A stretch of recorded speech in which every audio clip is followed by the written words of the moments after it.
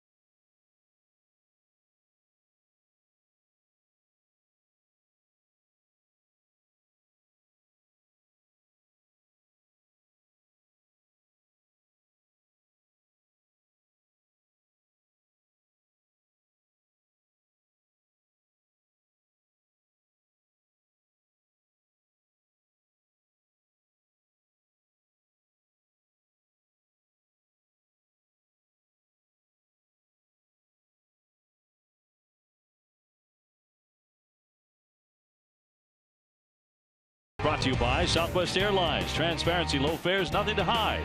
By buyatoyota.com, Toyota's website for deals. Sullivan Tire and Auto Service. And by Hair Cuttery, smart looks, smart prices. Red Sox Tigers, game 1 of a 3-game series before the Red Sox head off to one of their first long road swings to the West Coast.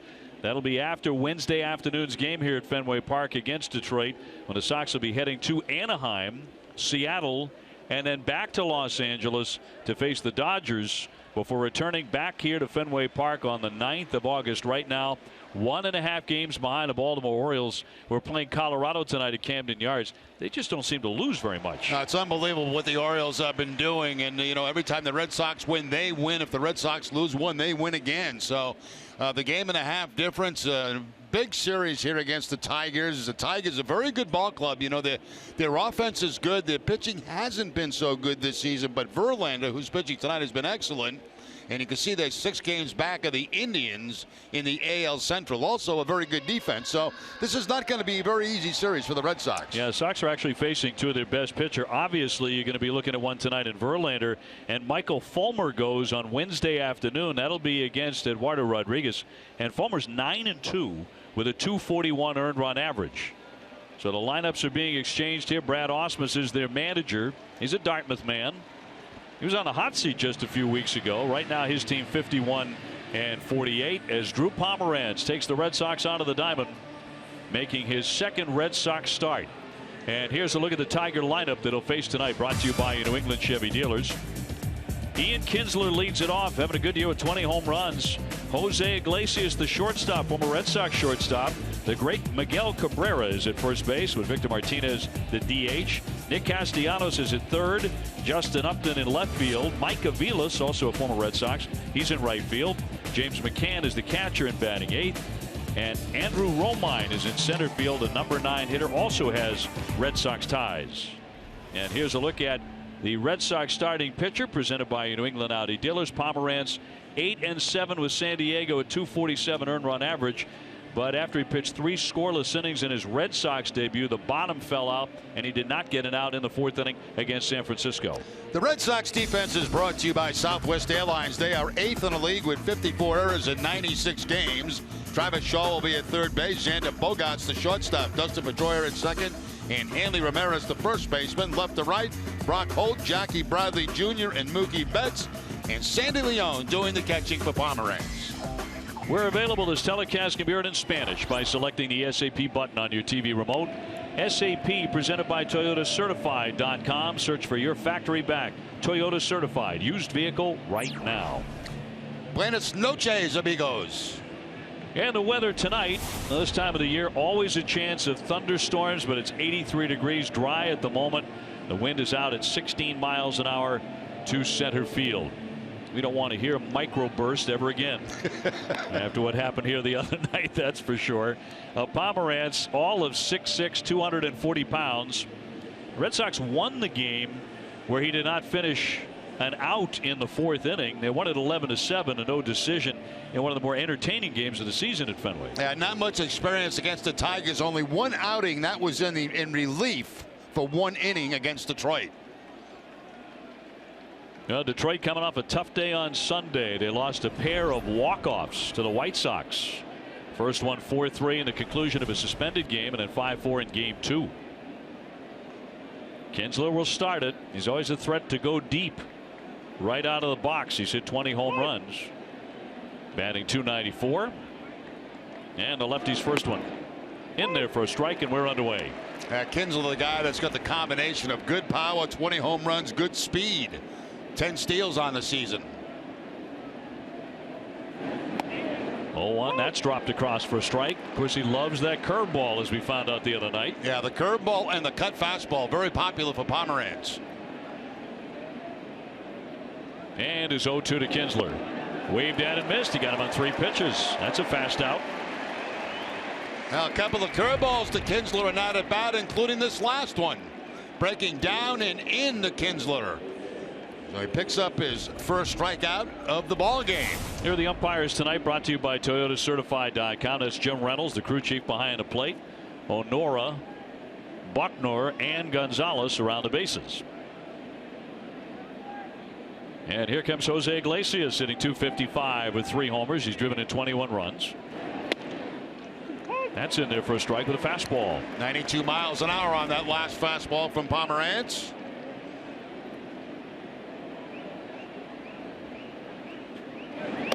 Oh, 1, he checked. They do appeal. No swing. Outfield, especially in right field. Mookie Betts, who is back in there tonight as we look at the appeal at first base, not even close. Mookie Betts very shallow in right field. You see the defense set up against Iglesias. Iglesias, of course, with the Red Sox at the top of his career. 1-2 coming. Traded to the Tigers in 2013. They had a lot of injury problems. He remains a very tough strikeout. Only 33 on the season. In play, here comes Bogarts on the charge and gets him. 1 shortstop doing it, another 2 down. Cabrera next. Fans, be sure to stop by Plain Ridge Park Casino. Plain Ridge Park Casino is the official sponsor of winning. I know it's only 8 pitches so far for Pomerantz, but he looks like he's working at a much faster clip, doesn't he? He certainly does. Last time, especially with men on base, he really slowed up a lot, but very quick pace here in the first inning. Well, here comes a man who can really slow you down. Miguel Cabrera, still one of the great hitters in the game, although that average is only .295, so only for him. Yeah, I was going to say, it's strange to see an average that doesn't start with 3 for Cabrera. He's hit 19 home runs, 57 runs batted in, and was the Tigers' lone all-star this year. Plenty of damage against the Sox in his career and everybody else. Try to hold up. That's a swing and a miss. That's the curveball again from Pomerantz. Only 2 guys have faced Pomerantz in this lineup, Iglesias and Upton. So the rest of them getting their first look at him. Went back to the fastball. That one 94. 2 balls, 1 strike. Victor Martinez on deck. Plenty of Red Sox connections with this Tiger team. A strike. Including Jared Saltalamacchia, one of the 2 catchers. We welcome back Salty from the World Champions of 2013. Great to see him again. Here's the 2-2 from Pomerantz. And now time is asked for and granted Cabrera. A lot of signs put down that time by Sandy Leon, and Pomerantz shaking all of them off. Looks like he may want to go to the cut fastball. We'll see. Bases empty, 2 down. Here's the 2-2. And he would chase it. And he wanted that cut it down and then slipped out of his hand and stayed way up and out of the strike zone.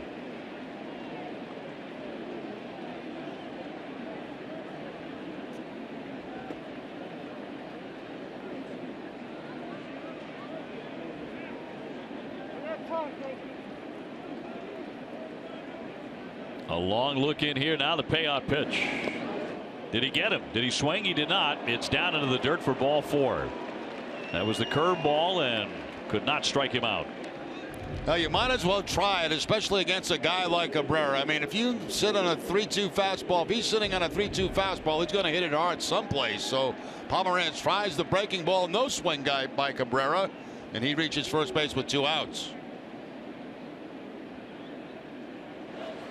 So it'll be the designated hitter, Victor Martinez. Another good year for Victor. .291, 17 homers, 56 RBIs. He can roll out of bed and get you 3 hits. He looks at strike 1. He was with the Red Sox for a season and a half and did nothing but hit.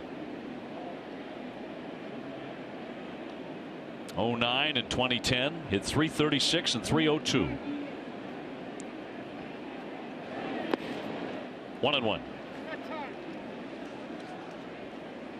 The Tigers say that they will not be sellers at the trade deadline. And they shouldn't be. 6 games back at this point. I mean, they're still within reaching distance. Yeah, they like their ball club. Obviously, there's a lot of talented hitting. Maybe not enough pitching. We'll see. They've been a very good home team, as that one's rattled foul. 26-19 at Comerica Park, and they have a lot of home games left. So that's influencing where they are as an organization right now. Not to sell, but to stand pat. Well, it's strange how the schedule is this year. I mean, Baltimore was on the road for an awful long time. You talked about Detroit having a lot of home games left. The Red Sox a lot of road games left. Very odd schedule. 1-2 coming. Checked his swing, and that was high. So the count moves to 2-2 on Martinez. Was Martinez a switch hitter from the right side, 293, from the left side, 290. Very, very consistent. Nick Castellanos on deck. He's a home run threat. He's hit 18. This could be a very, very tough lineup the Tigers bring to town. Pomeranz with a 2-2. And fouled away again. You talk about a tough strikeout. For about a decade, this has been one of the toughest Ks in the book. Yeah, he's got 55 on the season, and you know it's a lot like David Ortiz. You look at David's numbers, only 45 strikeouts on the year. You expect more from Martinez. He's only got 55.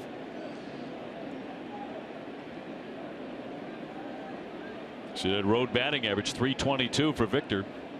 Pomeranz trying to get him. Swing and a miss, and down he goes. That's a tough K indeed. With the hook, he strikes him out. Red Sox coming up, and Mookie Betts back in the lineup.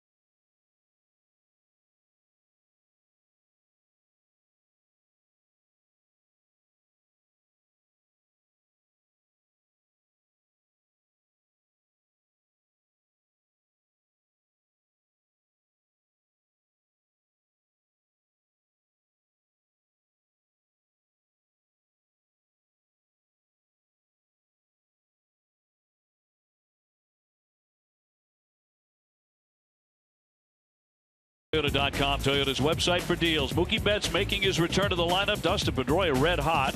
So is Xander Bogaerts. David Ortiz the DH. Hanley Ramirez at first. Just won the American League Player of the Week. Jackie Bradley in center. Travis Shaw at third. Sandy Leon the catcher. Brock Holt is back in left field hitting ninth. The Tigers starting pitcher brought to you by McDonald's. I'm loving it. That is Justin Verlander. 9-6 at 374 earned run average. He can still pitch like an ace. 6'5", 220, and inside ball one. See the numbers for Verlander: 137 strikeouts, 139. That is third best in the American League. Opponents only hitting 219. Fouled back by Mookie, who missed the last two games with that sore right knee. You know, the thing to watch, Dave, with Verlander, he's basically fastball, curveball, changeup, and they say his fastball is down. Well, yes, he'll throw it from 91 to 93, but he still has the ability when he needs to go up to 97 with it. Used to throw 100 miles an hour in his prime. 33 years old now, but he can still pitch.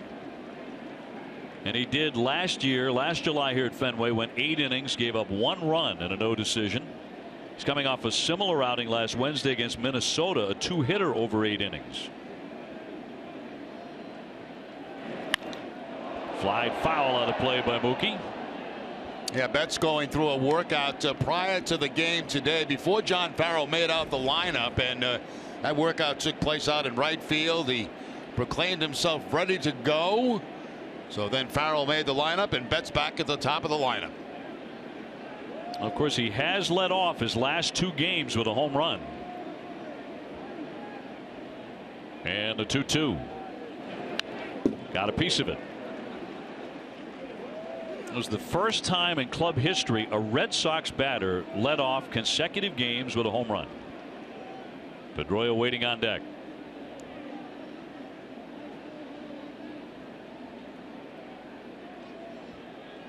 First 4 Red Sox all hitting well over 300.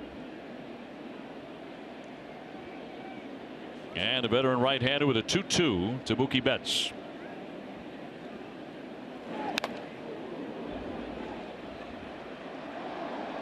Verlander wanted that fastball away. That was what it was supposed to be, but it stayed out over the plate. And fortunately for Verlander, Betts fouls this off. That's a pitch right there that he can take out of the ballpark.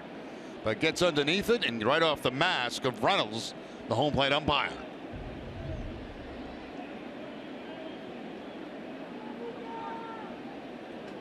Mookie with a little 3-game hit streak, but he's 7 for 12 on the hitting streak. Moved him back. 94 miles an hour. Prior to that start against Minnesota, we mentioned Verlander put up his 4th 10 strikeout game of the season in a win at Kansas City. Gave up 1 earned run in 7, so he comes in pitching really well. Here's the 3-2. Pop foul. Good at bat right out of the chute here by Mookie Betts. Yeah, making Verlander throw a lot of pitches, seeing a lot of pitches. So far he's seen the fastball, slider a couple of times.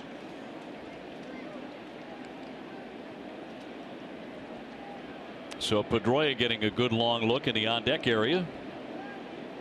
Here comes the 9th pitch of this at bat.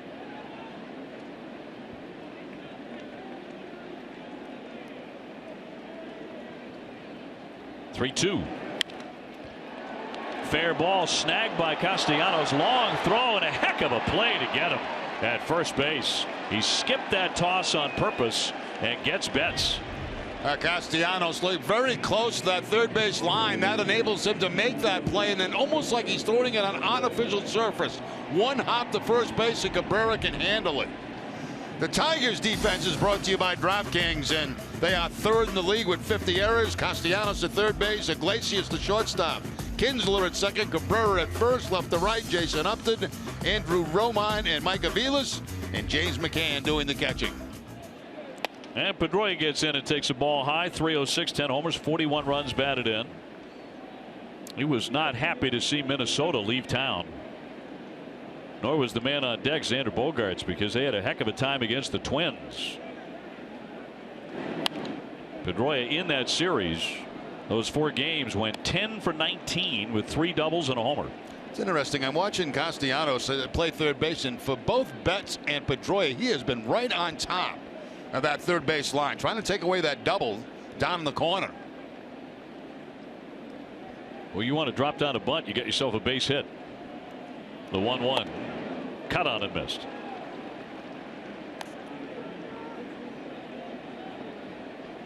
Bogaerts next, hitting a healthy .333 coming into play tonight.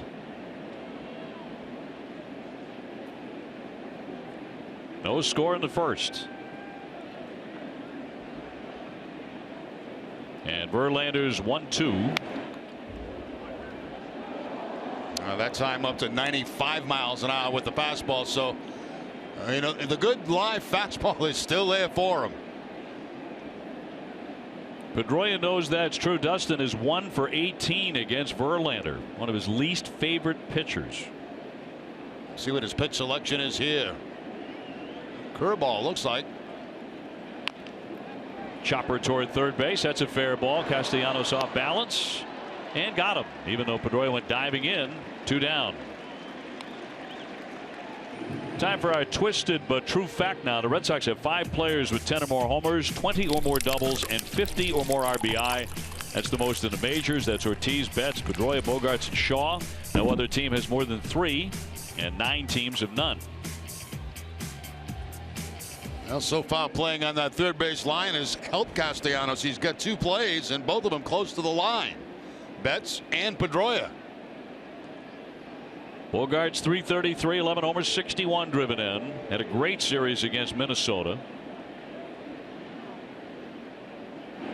The Red Sox as a team did not. They left a win, maybe 2 wins on the table. They have to feel that way against a Twins team that came in with the worst record in the American League.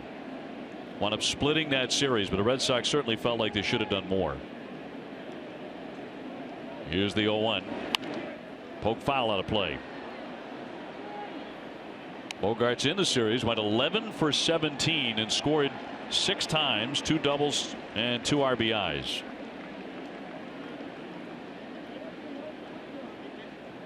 Ortiz would be next.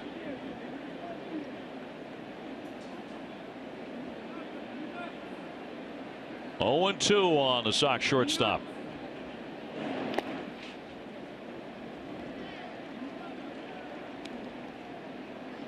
That outfield basically straight away for Bogaerts and pretty much straight up in the infield also.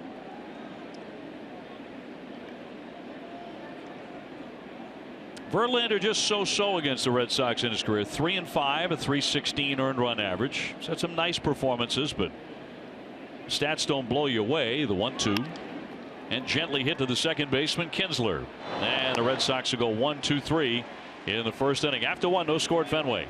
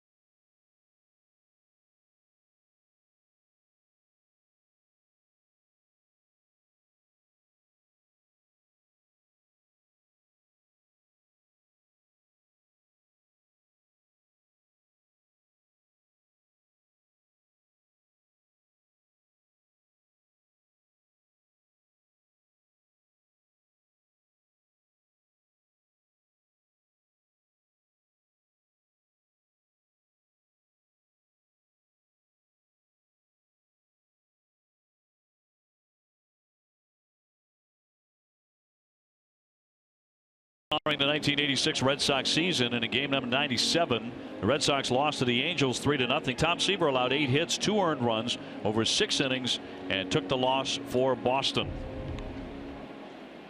David Ortiz left in the on-deck area when Bogaerts tapped to second base to end the first inning. Doing a little homework. Looks like he's working his way through the Tiger Media Guide. Castellanos lifts a foul out of play as he leads off the second inning against Pomeranz. You know what happens sometimes in the dugout, you know, you'll get talking about a certain player and they'll be talking about, you know, his numbers, and that's what Ortiz is doing. He's looking at somebody's numbers very early in the book through their career. No scouting report in there. That's the Tigers book. Might be looking at the guy who's batting right now, Castellanos, because he's hit 18 home runs. As you say, he's looking early in the book. Could be. It's a career high for this guy. Hit 15 last year. And sometimes it happens this way too. You might be in the dugout and you get a disagreement about how you remember a particular season might have happened, or if a guy got traded from one team to another. Hey, go to the media guy. 2-2 the count.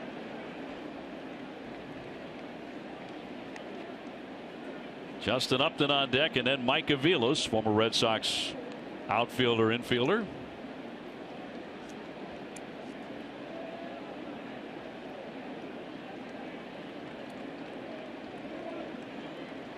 Here's the 2-2 from Pomeranz. And lash foul out of play. A good live fastball that time at 93 inside. Tied up Castellanos on that pitch. Inside out swing, able to foul it off and give himself another chance. The lefty from Tennessee with a 2-2. Fly ball dead away center. That's well hit. Bradley's back, turning around. It's off the wall. Jackie has to play it on a bounce. Castellanos into second base. He'll slide in with a double and almost got out. That is really the first curveball that Pomeranz has thrown so far in this game tonight that was elevated. It stayed up in the zone, and Castellanos takes advantage of that. You see it kind of roll the home plate, and when he makes contact, it's just about belt high. He'll take it off that center field wall and get in a scoring position here with nobody out.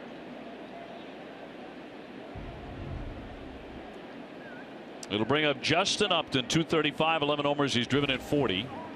Signed as a free agent in January after hitting 26 home runs, driving in 81 with San Diego last year. Nobody out, and ball one. Pomeranz in his last start, 3 scoreless innings to start it. Then he failed to record an out in the 4th. He was charged with 5 runs, 8 hits, and was bounced from that start. Is 1-0.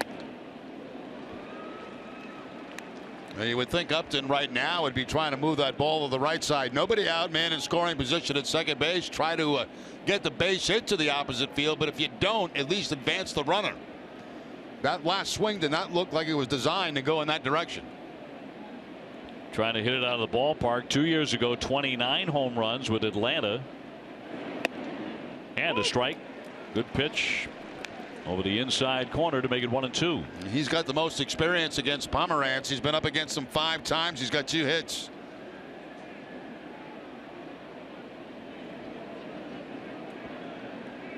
Aviles on deck, no score in the second, but a runner at second base in Castellanos, and he would not chase. Pomeranz, of course, came to Boston in the trade, pitching very well of late, well enough to be selected to the National League All-Star team. 3 consecutive 7-inning outings of 1 run or less. Did not follow that up in his Red Sox debut. And a 2-2. Foul tipped into the mitt and held by Leon for the strikeout, and that's the 3rd K for Drew tonight. All 3 strikeouts too coming on the curveball, and you know the one that Castellanos was elevated, not this one. This one starts out at belt high and ends up down just below the knee, so a much better breaking ball that time. So Aviles will climb in. He was with the Red Sox in 2011 and 2012. Hitting just 209 with 1 home run.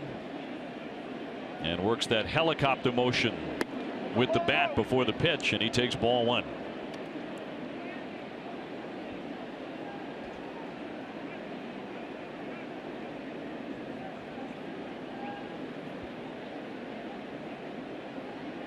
Mike was certainly a favorite for a while of Terry Francona, who used him in a number of different spots. Here's the 1-0 pitch. And a strike. It was good to be a favorite of Tito's. You know, it's hard not to be. You know what I mean? Yes. That's one of his favorites of all time. No doubt. Those barbs back and forth, man. Hilarious. Hit everybody on the floor. The 1-1. And popped him up. Back toward the screen. Leon flips the mask and has room to make the play. 2 down. Sox fans looking for the best seats to the biggest games? Check out the official Red Sox ticket resale marketplace at RedSoxReplay.com. The best place for season ticket holders to sell their tickets when they can't make it to the game. If you watch catches go back to make catches on pop-ups behind home plate or around home plate, they'll hold on to their mask as long as possible, then get rid of it so they don't step on it. A lot of times you'll see them just hold on to their mask as long as possible, then let it fly. How about the catch by Reynolds? Yeah. Home plate umpire made the grab on that one. They expect that too, the umpires. Runner at second base. Here's McCann, the catcher, 194 with 5 homers. It's worth another look. Now watch Reynolds an umpire. He's going to make the play and then make the out call. He does everything. So he's got 2 maps. You know, sometimes it's the little things you've never seen before. I have never seen that in a major league game. 1 strike on McCann. Neither one of the Tiger hitters are on fire right now. Salty is hitting in the 190s as well. Their numbers are almost identical. The 2 catchers for Detroit. McCann's a right-hand hitter. Of course, Salty's a switch hitter.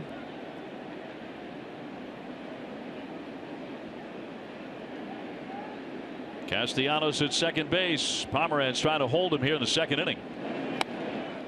And he missed with it.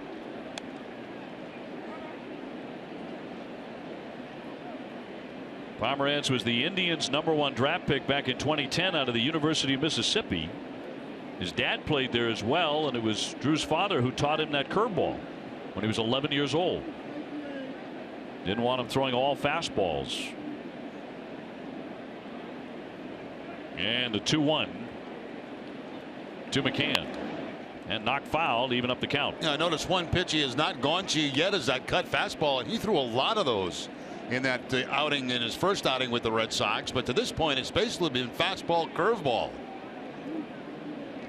Shook off the cut of that time, and maybe Leon's talking about that now. Look, do you want to throw that certain pitch? We haven't thrown it yet tonight. Do you want to throw it right here? Show him something new with a man in scoring position. See what Leon calls for here, or if he has to put down a sign. They may already agree to what to throw. Yeah, no sign. They already know what they're going to throw. Pomeranz with a 2-2. He blew him away. He wanted #1. And he struck him out with the fastballs. That's 4 strikeouts already for Drew Pomeranz tonight. No score after 1.5.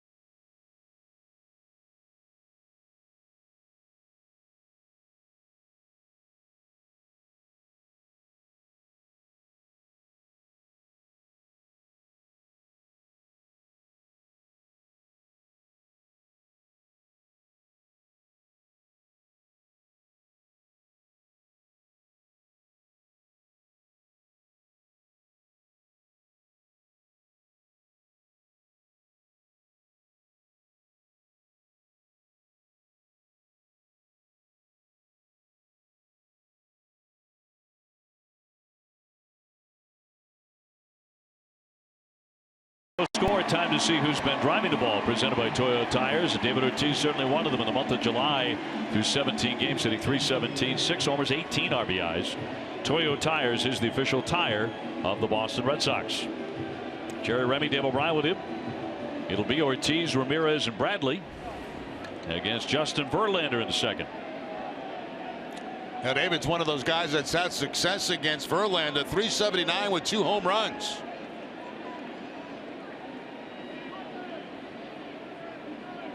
And the righty's first one taken for ball 1.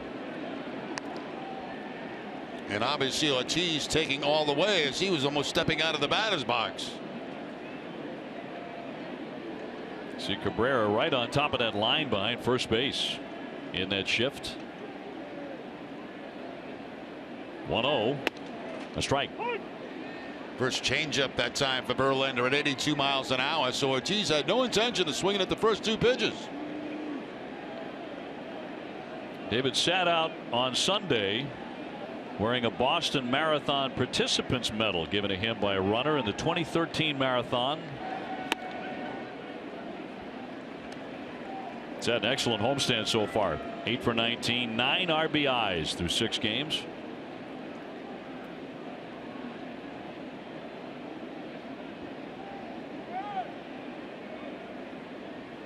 Here's the 2-1. And he popped him up. Twisting back into foul ground. McCann backpedaling. Oh, he dove and he missed it. He misjudged that one.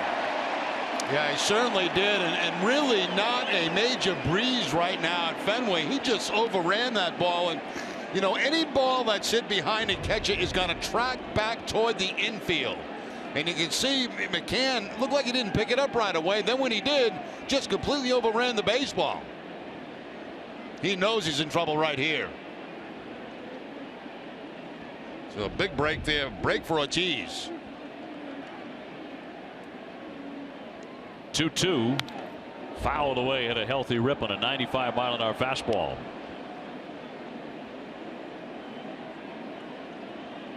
Ramirez next, the reigning American League Player of the Week.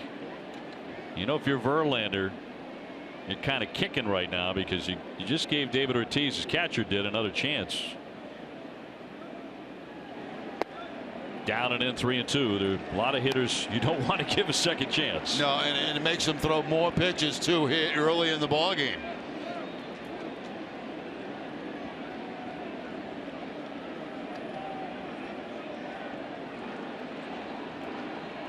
Ortiz with 24 home runs. 3-2 coming. High pop up, twisting down the line. Long run for Iglesias, but off into the stands.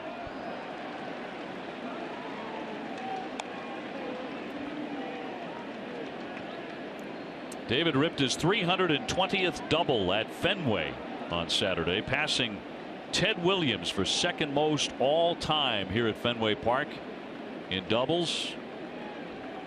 Yaz with 382 in first place.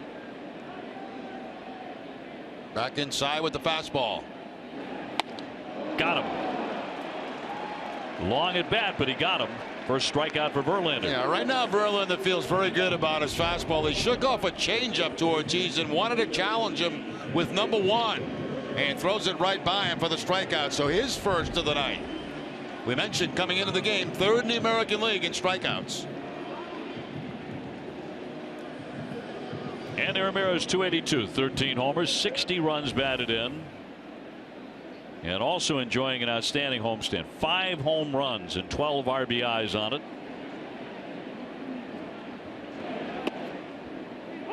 Starts him off with a curveball for strike 1. A little bit of a grin there.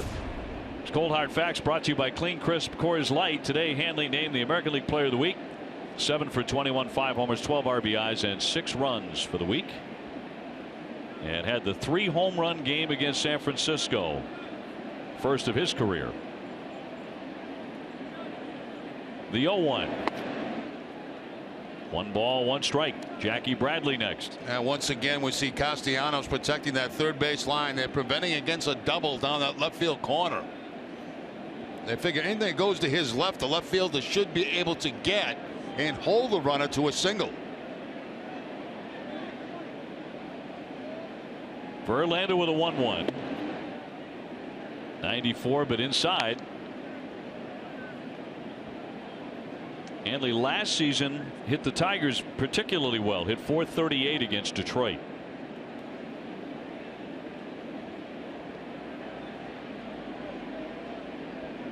Scoreless here in the bottom of the second inning, and a 2-1 from Verlander. Routine ground ball to the shortstop Iglesias, and there are 2 down. Now we talk a lot about positioning. We mentioned Castellanos playing close to that third base line, and it's paid off twice for him. They're on a backhanded play to Mookie Betts. That's a very difficult play. And then right on the line again as Pedroia is thrown out at first base. So the game plan so far is be on the line at third base, especially against those right-handed hitters. He'll come off a little bit now with Bradley at the plate. Jackie Bradley at .299, 15 homers. He's driven in 60. He went after the very first pitch and got a piece of it for a foul strike. Drove in 5 runs in the Minnesota series.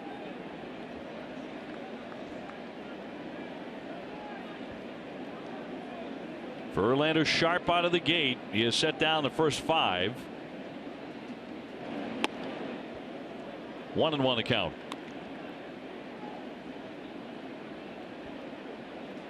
When we go to the third inning, Alex Spear will be joining us from 108 Stitches and the Boston Globe. And we're going to be talking about some of the details of the Aroldis Chapman trade. Up the middle, off the bag, and ricochets. Kinsler throws, but not in time. It's going to be a base hit. Well placed by Jackie Bradley. Well, it's a good thing Jackie was running hard down the line, too, because that ball bounced right off the second base bag right to Ian Kinsler. It gets by Verlander's glove. Now watch it hit the bag. Boom, and Kinsler, most surprised at anybody. It comes right to him, but Bradley hustling down the line will beat it out.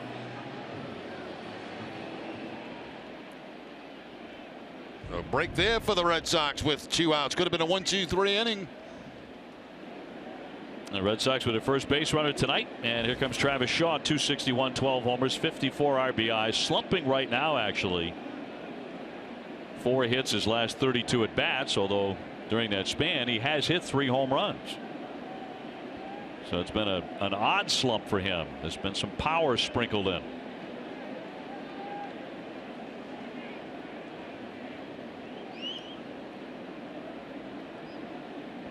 So Bradley aboard, and now Verlander will step off. A little mix up on the signs. Verlander wanted to throw the fastball. The catcher threw another sign down. So let's see what they come back with now.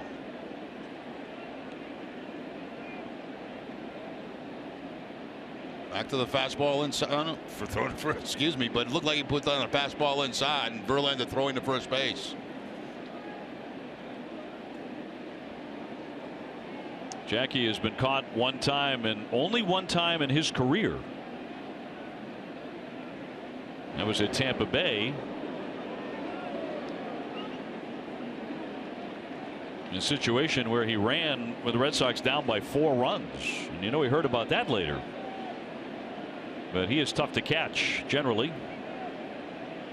It's like the Tigers are thinking about maybe challenging that last play, but now they decide not to. You know what I think they were challenging? Cabrera, as Jackie was getting up, kept the tag on him. Yeah. As if, you know, he could get him leaving the bag, and Ausmus waved it off. So no challenge. Runner holding, and it's in there for a strike. On Sunday, Travis hit his 4th 3-run homer of the season. Sandy Leon next. 0-0 game in the second.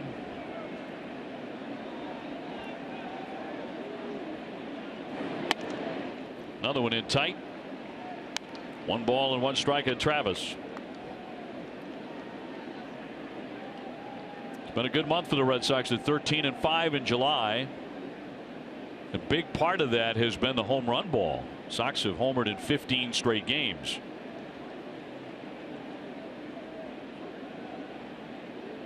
Back to the curveball for Verlander. After a throw to first base.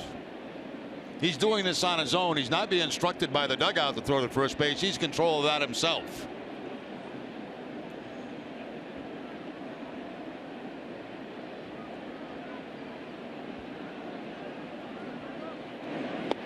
Quicker pitch there, but that breaking ball will miss. That curve ball. See that at first base last time? Cabrera holding on to Jackie Bradley, and Jackie Bradley trying to shoo him away. Cabrera's always playing games over there, was doing something.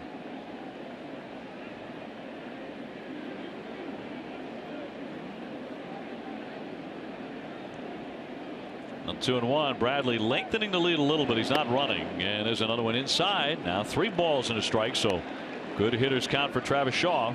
Missed the inside part of the plate with the slider that time.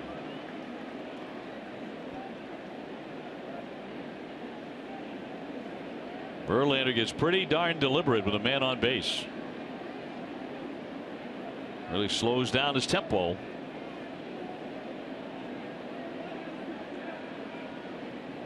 He picks one out. Now the 3-1 to Travis Shaw. Line drive and a hit down the line. Bradley takes off for third base. That's going to bounce around in the corner. He's going to be waved in. Brian Butterfield trying to score him. Here's the throw home. He's safe.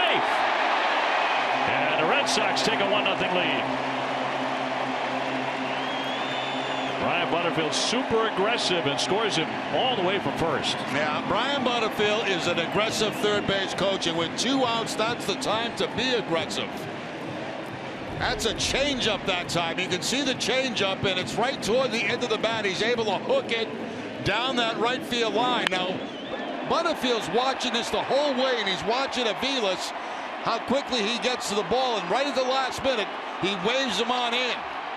And it's really no contest at all at home plate. So good, aggressive 2-out base running and coaching by Butterfield. Shaw picks up his 55th RBI. Down to second base, and the Red Sox ahead 1-0 for Sandy Leon. Sandy's average has dipped underneath 400 for the first time in a long time. Now you see that Bradley almost stumble as he gets around second base. Then he picks up Butterfield, and even with the stumble, Butterfield waves him home. So that's what you got to do as a coach. You got to watch the runner all the way to make sure he doesn't break stride, and to make sure if he does break stride, he can still make it. 1-1 on Leon. Telling at second base, telling Shaw at second base, get a little bit more of a lead. Now, Verlander has been pitching exceptionally well coming in. If you can get a couple of runs early on him. And now Leon getting a time. Brock Holt on deck.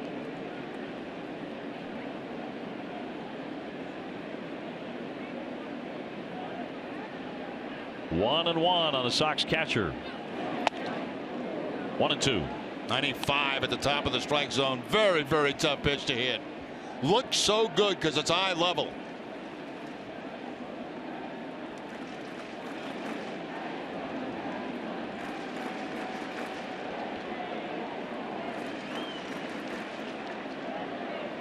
Leon the switch hitter. Verlander with a 1-2. And it's in there for strike 3. 96, his biggest fastball of the ball game. But the Red Sox are on the board. They have a 1-0 lead on the double by Travis Shaw.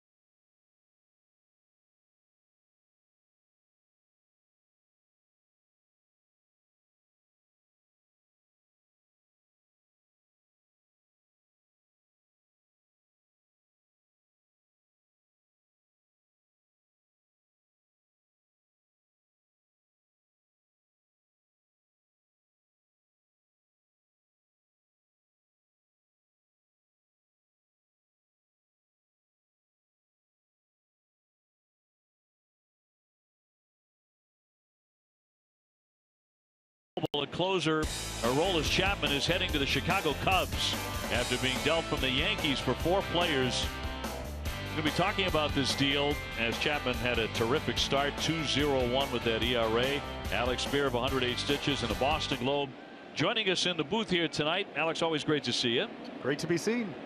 Romine will lead things off here in the 3rd inning for the Tigers. The Red Sox in the lead 1-0. Are you surprised by the Chapman deal? I mean, there was a lot of talk about this. I don't think anyone is surprised that he was dealt, given where the Yankees are and the fact that they had kind of been at that organizational crossroads and been talking for a while about whether or not to deal the pieces. Bogarts will scoop this one up off the dirt and gun to get Romine for the out.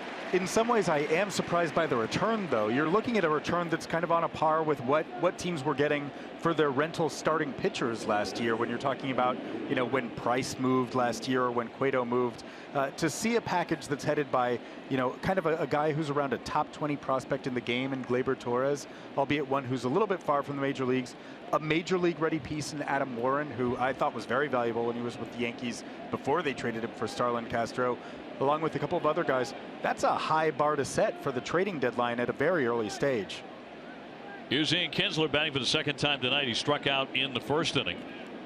There's a little bit of talk that already between that trade, where you have a guy who's a highly regarded prospect like Gleyber Torres, and between the deal that the Red Sox made for Pomeranz in dealing a young pitcher like Anderson Espinoza, who is also regarded as a top 20, teams are going to be holding out for a lot if they have any assets to deal.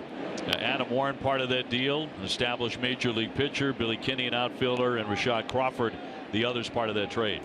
And so you're looking at a 4-for-1 for a rental closer. So I had thought that the Red Sox had paid a high price when they acquired Craig Kimbrell in the offseason, but that's a guy who's under team control for multiple years. To 3rd, and Shaw in on it, up and over, and a fast 2 outs. Let me ask you this: what do you make of everything that's going on with Sale now? I mean, his name's been out there all year, but what's going on behind the scenes now? I mean, is he more tradable now? Is he? I've never seen anything like it, first of all, so it's a little bit difficult to peg the likelihood of how it affects his trade value. You would assume that the White Sox aren't going to make a decision whether he cuts up their uniforms or not to suddenly, go and say anyone can have him for 60 cents on the dollar. He's still as valuable an asset as there is in baseball. By the way, Jerry played against the White Sox when they wore those uniforms. He said it was all absolutely the right way to go. No, he did the right thing. You take the suspension and you get rid of those uniforms. At least he didn't have to wear the shorts. Right. Exactly. Yeah. Those were awful. Those collars, they were terrible. It was a distinctive look that Bill Veeck reintroduced to the game at that particular juncture. But there does seem to be this growing tension between Sale and the White Sox over the course of this year. That doesn't mean that they're going to rush into a deal for him. They may be taking some calls and perhaps laying the groundwork to see really what they might be able to get for him in the offseason. But everyone in baseball would be interested in him if he's available in the offseason. So that might be a better time for them to really explore what the market would be for him. But they don't have to do anything with him. If they think that he can get on, the same page as the team, then he's a valuable asset for them for years to come. But you're also indicating that given this Chapman deal and the bevy of players involved here, that's the trend now. So if Dave Dombrowski is going to make a move, in other words, what you're saying is he's going to have to give up a lot. A ton. And with Sale, I have a hard time believing a team could do it not involving major league talent. If you're looking at the Red Sox roster and you're the White Sox, don't you make it a prerequisite to say, well, okay, if you want this guy who's an elite pitcher who's under this incredible contract, you would need to include a Xander Bogaerts or a Jackie Bradley Jr. or a Mookie Betts, or else we're not doing it. 2-2 to Iglesias, and that'll miss for ball 3. They're just not in a position where they have to deal Sale. Yeah, the White Sox are in a strange position. You're right. They don't have to do anything with it, but they got a guy that's not happy at all being there. It's very strange. In one side of his mouth, he says that he wants to be a White Sox for life. On the other side, he seems to be creating these kind of interesting struggles between worker and employee, and it is a very strange dynamic that's kind of being viewed as an only in Chicago type of deal. And he's really the face of that franchise right now. And the face is not a happy face, as this one is filed away by Iglesias. So you really have to wonder, how about Quintana? If not Sale, what about Quintana? Again, I think that they explore the market. They're in a position where they don't have to deal either of those guys. Quintana is under, again, a great contract that features team control for a good 4 years beyond this one. someone else who's performing at an elite level. If you want to have a difference, though, in this race, he's exactly the type of guy you call the White Sox about. That one golfed into the air, left center field. Brock Holt moving on over. This will be a fast inning, very effective inning for Pomeranz. Gets him 1, 2, 3. Alex, always a pleasure. Thanks, buddy. Good to see you guys. Thanks, Alex. Thank you. Liking a casual look, too. Mr. Summertime. Third inning, 1-0. Red Sox leading Detroit.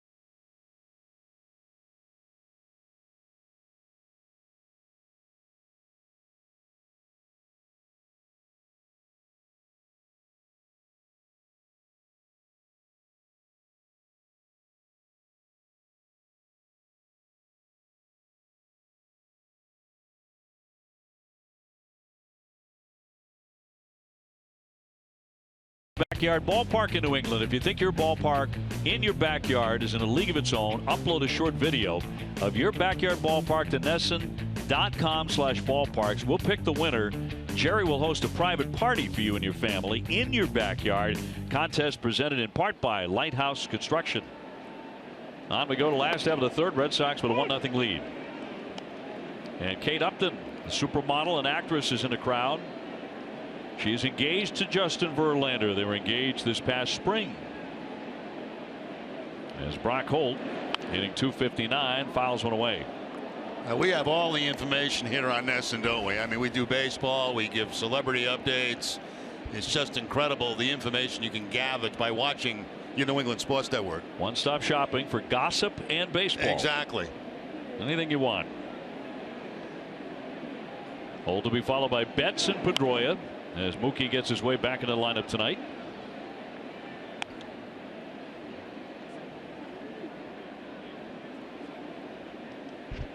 Garrett Austin will have more on Mookie Betts' return in just a moment. And the 0-2 from Verlander. That'll miss just a little high. Verlander grew up in a small town in Virginia watching the Orioles. Wound up going to college down there, a little school, Old Dominion. Tigers drafted him in 2004 with their #1 pick. And then negotiations, and this happens every once in a while, they stalled very badly. And at one point, Tigers pulled away their $3 million signing bonus and said, we're not going to sign him. That's when his father got involved. His dad got it done in about 15 minutes. So that said, sign the contract. It's $3 million. $3 million. And go pitch. Yes, that's exactly what happened. And Dad made the right decision, didn't he? Yep, they made that offer second time. He took it. He's been a Tiger ever since. Here's the payoff pitch to Brock Holt. Punched into right field for a base hit. So among the last 4 Red Sox, there are 3 hits off Justin Verlander. That'll bring up Mookie Betts, and let's go down to Guerin. So, B, John Farrell said that Mookie Betts' knee feels better today than it has in the past few days. And Farrell did say that Betts had to have his knee drained, and now that the swelling is reduced, he has more freedom. And guys, Farrell said this is a situation that had been building up, and he doesn't expect it to completely vanish. So moving forward, this might be something they need to continue to monitor. Yeah, when they're draining the knee, something to keep an eye on. There was some swelling. Yeah, you know, I've had that done a couple of times, and one time they detected I had blood that was drawn out of there, and that meant I had a torn cartilage. So fortunately that's not the case, and hasn't been the case for Mookie Betts. He takes a strike. He's taken both the MRI and of course getting that knee drained, and that's pretty good evidence that there is not a tear in there. So hopefully from here on out everything will be fine.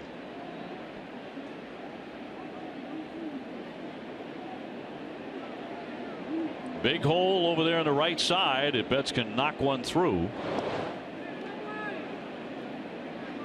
Now Mookie Betts, third in the majors with 127 hits. Also third in the majors, 79 runs scored.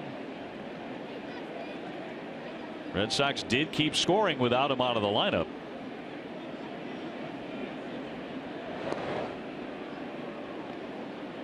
But as he returns to the lineup, gives the Red Sox one of 4 in the American League top 10 in the batting race. 4 guys in the top 10. He started the night hitting .307.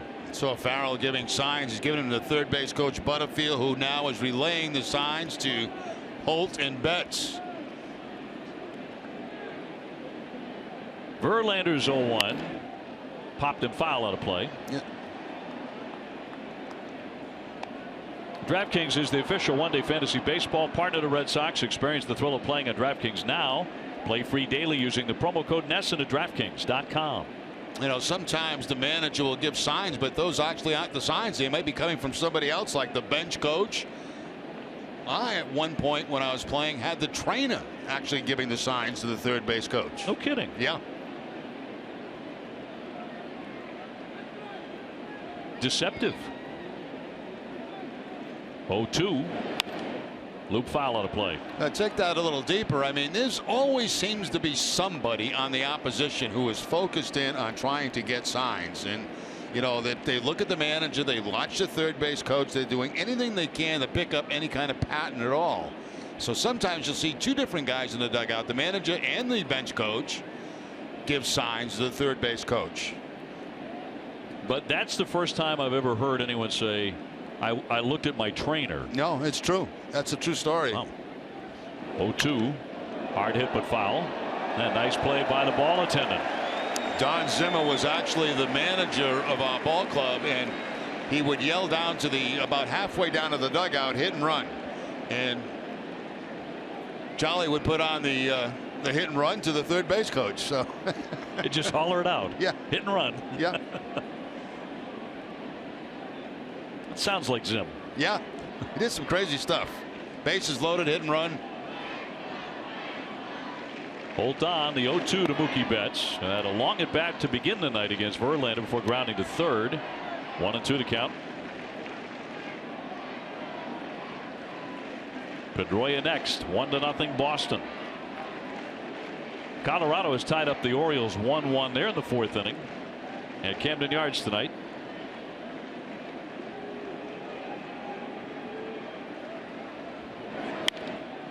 High pop up, backing out Iglesias. Coming on Upton. Upton calls him off. 1 man gone. Fans, don't miss NESSON live weekdays at 5:30 on NESSON. Get your daily dose of news on your favorite New England sports teams. NESSON Live presented by Cross Insurance.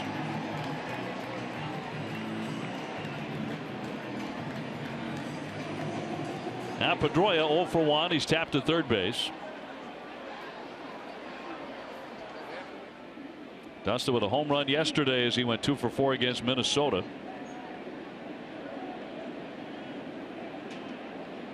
So he's up to 10 for the season, and he'll take a ball.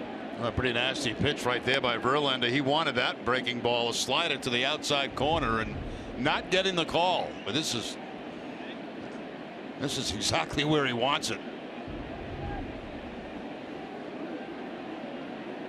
Jim Reynolds behind the plate. Verlander has never been one to hide his feelings with umpires. A very emotional guy on the mound, and not afraid to let the home plate umpire know that he doesn't agree with him.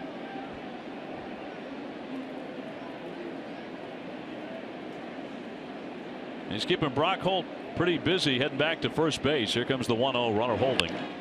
Hard ground ball deep short through for a base hit. Holt was not running, so he's into second base, and the Red Sox have something brewing here. First and second for Xander Bogaerts. Now Pedroia now 11 for his last 21, and you mentioned the first at bat he had. He does not hit Verlander very well. Only his second career hit off Verlander. He is now 2 for 20 against him. That 5-game hitting streak, 10 for 21. And 2 aboard for Bogaerts, who is every bit as hot as Dustin Pedroia right now. He has a 6-game hitting streak, 14 for 26 during it.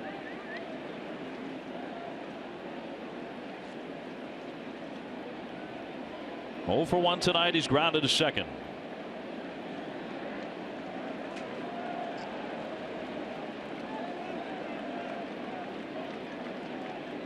Red Sox up 1-0 here in the third.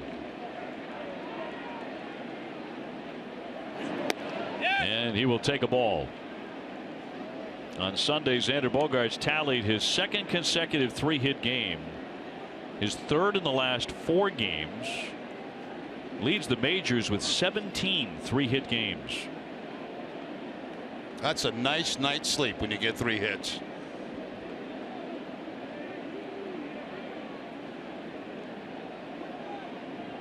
Red Sox trying to start something here against one of the league's better pitchers the last decade. Verlander winning the Cy Young and the most valuable player in 2011. He beat out Jacoby Ellsbury that year for the MVP award, as that one is fouled away. That always causes debate. You know, should a pitcher win the MVP because they've got their own award, the Cy Young? And I say yes, they should win the MVP. I mean, you got a guy with the type of years that some of these guys have had, like Verlander, and to me, they should be. Won 24 games that year. Yeah. You take half those away, they probably don't win anything.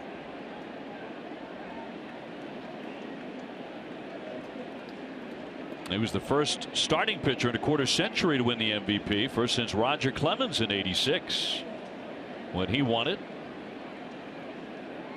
Dennis Eckersley won the MVP as a closer in 1992.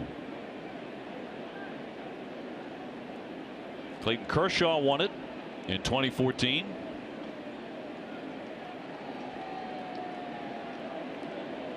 Here's the 1-1.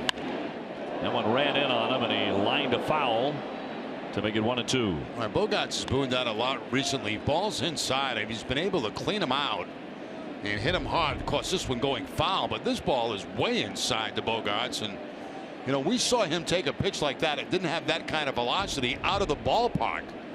That was about 6 inches off the plate inside. Oh, what a gorgeous night. Just spectacular.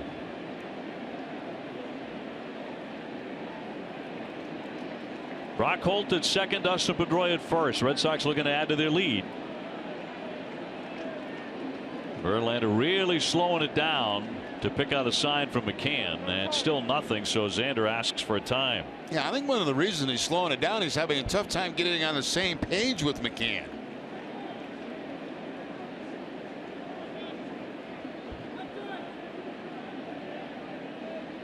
Now finally the 1-2. Breaking ball, swatted at, fly to center field. Romine lines it up. Brock Holt back to second base, and they're 2 down for Big Papi. Bring your company to a Red Sox game this year and enjoy one of Fenway's special pregame spaces accommodating as many as 200 guests. For tickets and more information, visit redsox.com/groups. It was an entertaining encounter the first time these guys met in second inning. Verlander won it by blowing him away with a fastball. He struck him out.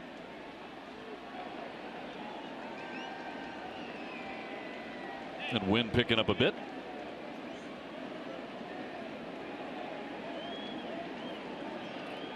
So Ortiz 331, 24 homers, 81 runs batted in.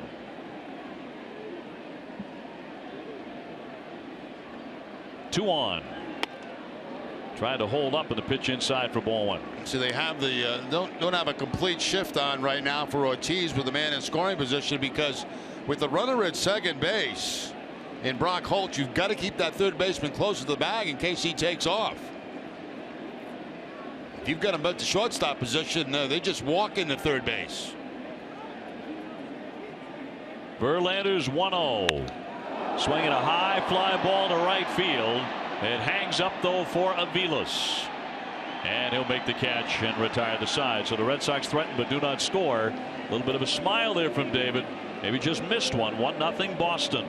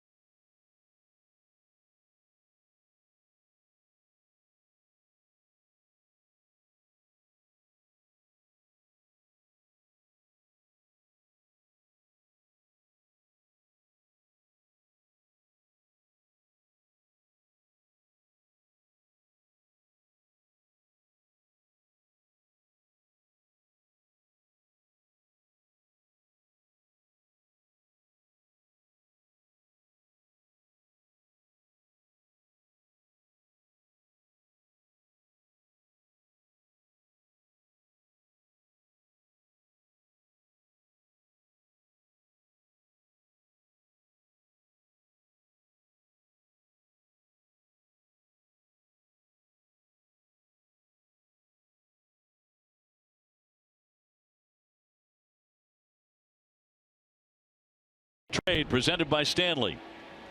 And 4 strikeouts so far, but the first 3 for Pomeranz coming on curveballs. A very good one down and in there to Kinsler. Same thing to Victor Martinez, and then the third.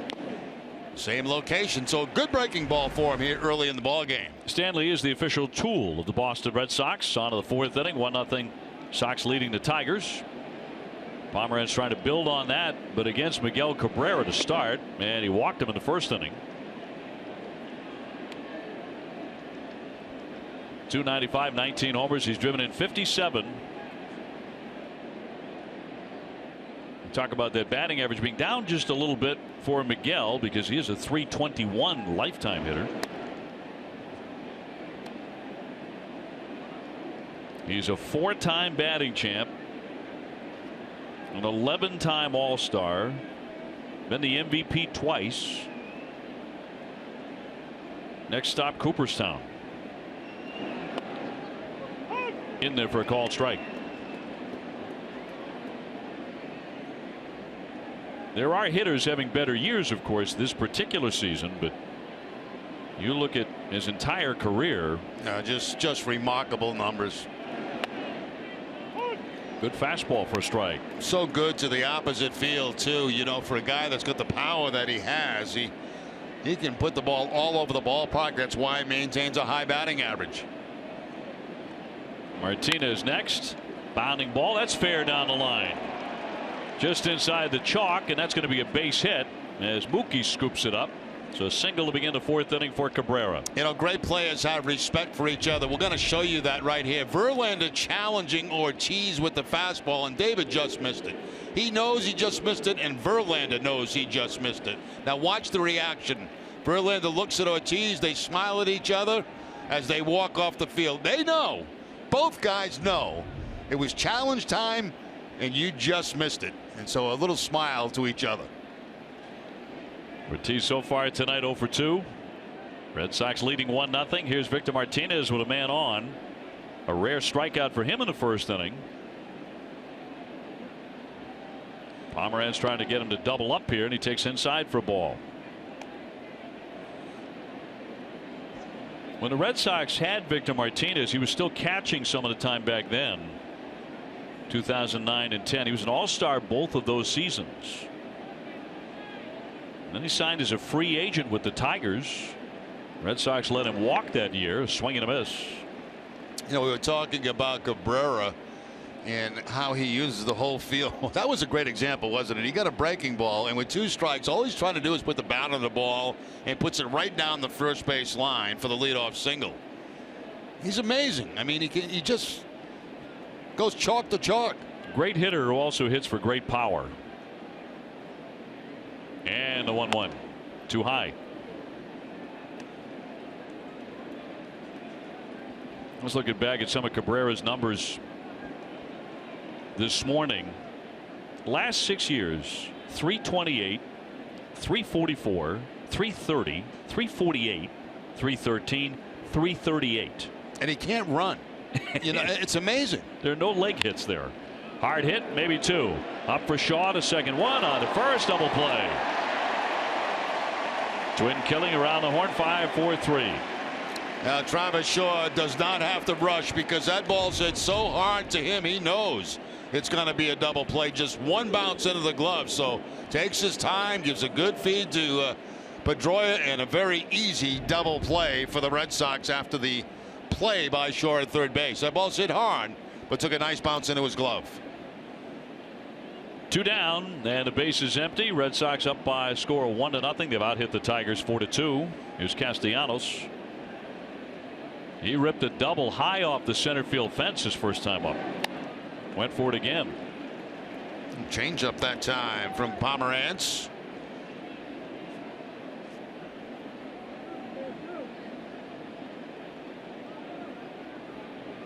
Castellanos grew up in South Florida, a huge Miguel Cabrera fan. He was a Marlin back then, and Castellanos loved the Marlins.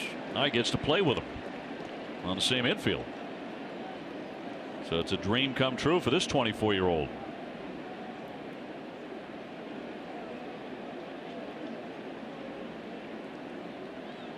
Pomeranz trying to finish him. Looped and foul out of play. Go ahead, Dave. Ace Ticket, Boston's trusted source for Red Sox tickets, has the best seats at the lowest prices. Visit aceticket.com. Call 1-800-MY-SEATS. I love to watch catchers. You know, Sandy Leon called for a curveball and pointed directly down to the ground. I want this pitch low. And Pomeranz did get it down there. 0-2 again, Castellanos. And he hangs in there. Back to the point. A couple of pitches ago, they called for the curveball. Now watch Sandy Leon. Right down there. That's where I want it. That's pretty much where he got it to. Working those pitches.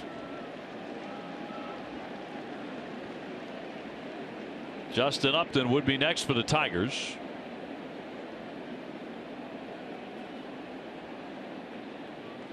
Got a lot of power in this lineup. Here's the 0-2. Waved at and missed. Down he goes. And another good sharp curveball to strike him out. Number 5 for Pomeranz. Remember, it was the 4th inning that did him in last time. He breezes through this one. 1-0 Red Sox.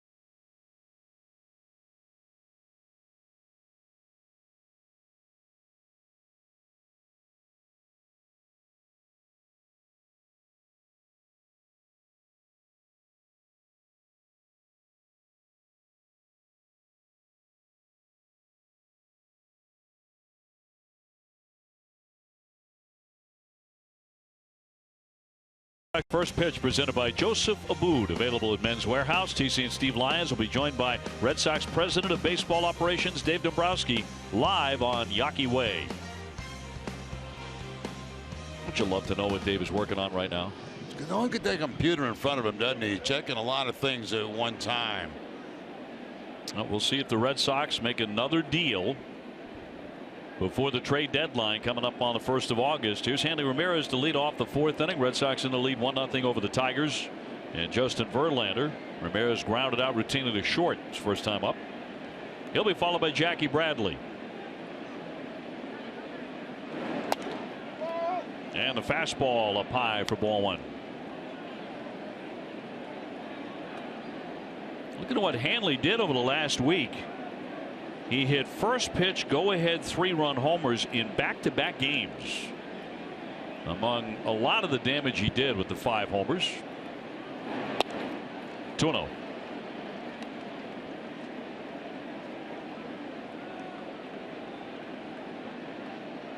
His last 14 home games, he's hitting .392 with 17 RBIs and 6 homers. He's made Fenway lately a little bit of a playpen for himself. And a 2-0. Now Hanley expecting the fastball on the 2-0 count. Didn't get it. Got a slider from Verlander. Good pitch by Verlander.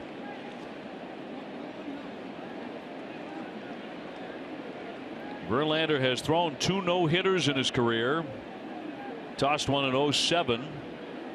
The Tigers' first in 23 years. Tossed another one in 2011 against Toronto. That's pop foul back out of play to make it 2-2. Now they say you get a pitch every at bat. I don't buy that, but that's what they say. You get a good pitch to hit every at bat. I think that last one's a good pitch for Hanley to hit. Fastball right down the middle and fouled it back. David Ortiz could tell you exactly what his was on the last at bat. When he flied out onto right field, he'd love to have it back. 2-2 on Hanley.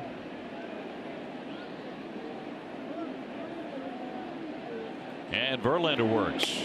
And a breaking ball he drops in. A curveball and a dandy there to strike him out. Yeah, that's tough. Directly at Hanley Ramirez with the breaking ball. It spins it right back on the inside part of the plate.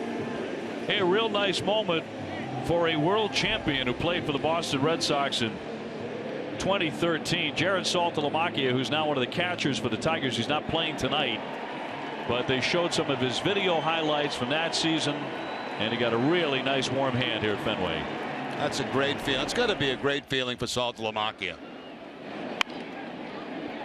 To the shortstop, Iglesias off the bat at Jackie Bradley, and that's a quick out. 2 down. Follow Red Sox baseball live with the MLB.com at Bat app. Stay up to the moment with game day, live game video highlights, and more. Download MLB.com at Bat on your smartphone or tablet today. Now here's the man who has driven in the only run tonight, Travis Shaw, with a double down the right field line. It scored Jackie Bradley all the way from first base. That happened with 2 down, so Jackie Bradley was running, but a very aggressive Brian Butterfield brought him in. It was not a close play at home plate. And that's been the scoring tonight so far. In for strike 1.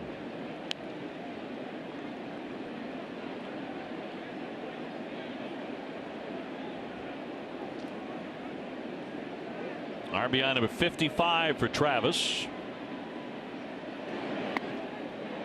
Got fooled on that one. It's 0-2. That curveball again. Yeah, he's got good stuff. There's no question about it. Both guys showing very good stuff. Pomerantz and Verlander. There's the curveball right there, and half-hearted swing.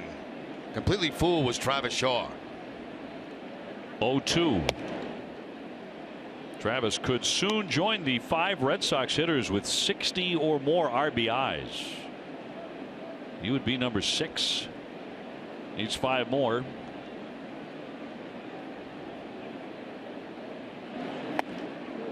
Cut on and missed. He dropped the bat. Big fastball to get him. He may not throw 100 anymore, but he throws hard enough. Gets the Red Sox 1-2-3, 1-0 Boston.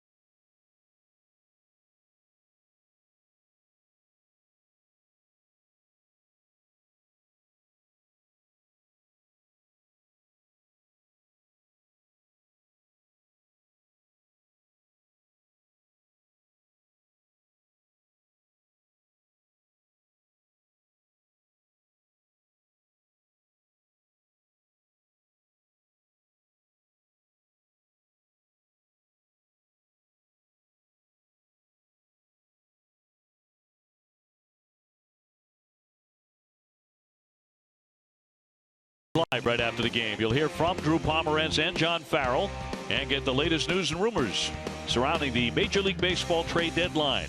Whatever, whenever, wherever, who but W.B. Mason.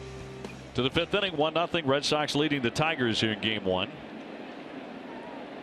Pomeranz has struck out 5, and he has allowed the Tigers just 2 hits.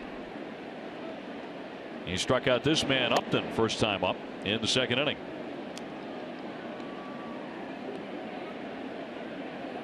Justin Upton just belted his 200th career home run on Monday against Minnesota. He has 11 for the season. He shoots that one to Bogarts. Will gobble it up and get him. So 1 man out in the 5th. NESN proud to support the Men's Warehouse National Suit Drive in July. When you make a donation of gently used professional clothing at any Men's Warehouse, you help men and women look their best as they re-enter the workforce.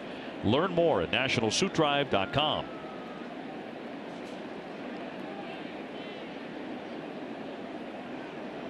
Mike Aviles now. He's popped up to the catcher. 0 for 1 tonight. Indicating a bunt. He takes a strike on that curve. Both starters with good hooks.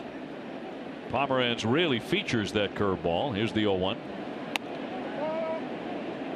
A little bit high, according to the home plate ump Reynolds. That's a dangerous one right there. The one that stays up in the zone like that. Try another one. High fly to left foul as he pushed it out of play. Remember in his last start in his Red Sox debut, the Red Sox got Pomeranz an 8-0 lead, and he could not hold it.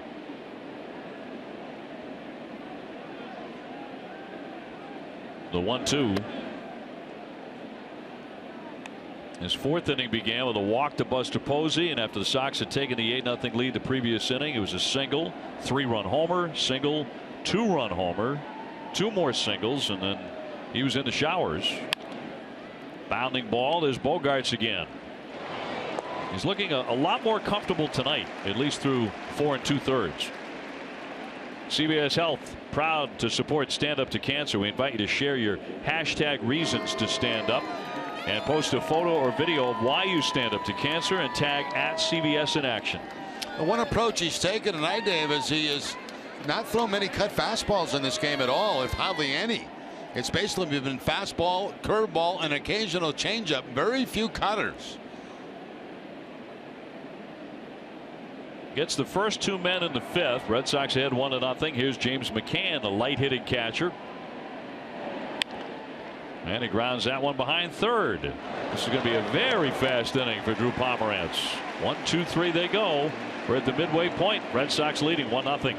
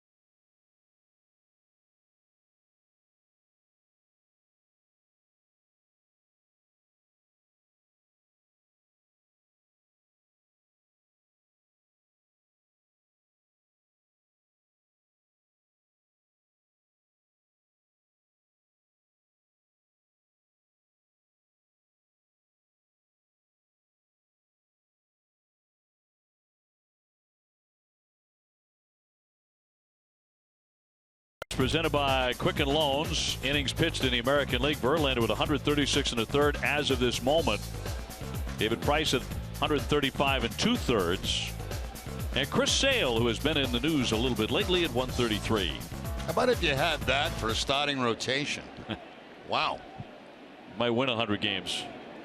Might win 130. Red Sox up 1-0. Leon, the batter, he struck out looking in the second inning.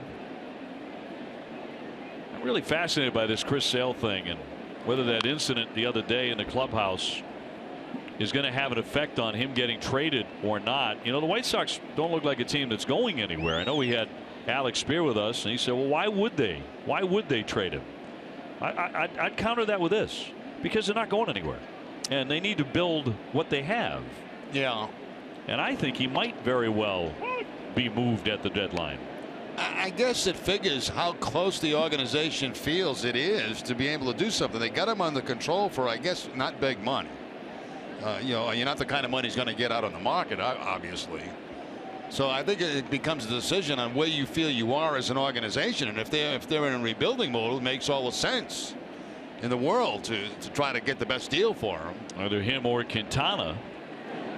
0-2 fouled back. I think a lot of baseball fans around the major leagues are wishing for that, and maybe more than a few in Boston. His name has been talked about since spring training.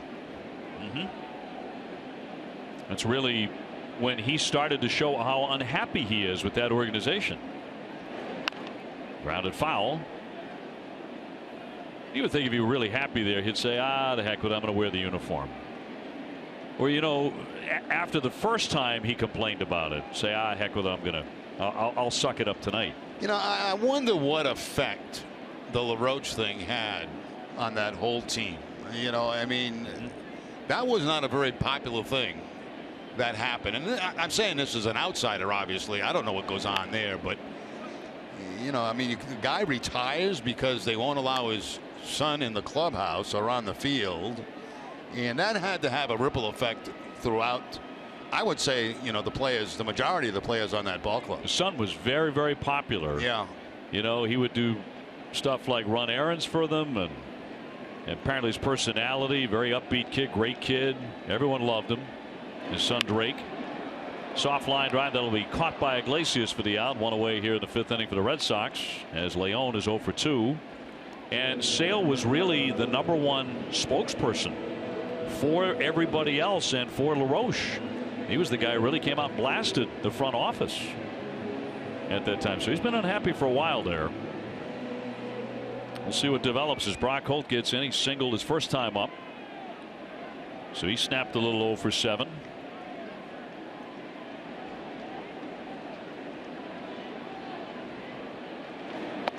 Yeah, you're right. I mean, Alex Spear said, you know, no matter, even if he is unhappy, it doesn't matter to the White Sox, because the White Sox got a tremendous talent there that they're either going to have on their club, or if they trade him, they're going to get something big for him. Sure. And really may get a load of prospects or big leaguers. I think for either one of those guys. I think Quintana as well was exceptionally good against the Red Sox.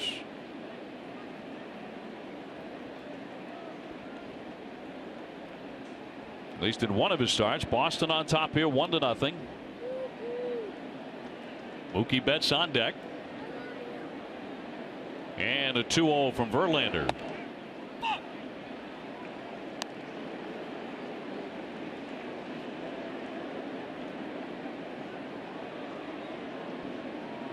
Brock had a chilly series against Minnesota, 2 for 14. But despite the cool stretch, he has reached in 14 in a row. And he'll look at a strike. 3-1.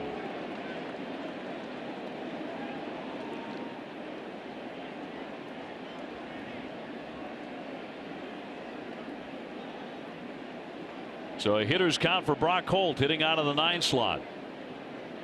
He filled in the leadoff spot for Mookie when he was out, and that'll trim the corner, according to the ump Reynolds.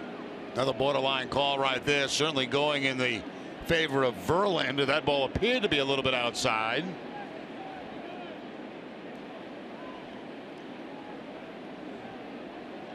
So the 3-2. He hasn't walked anyone tonight until now.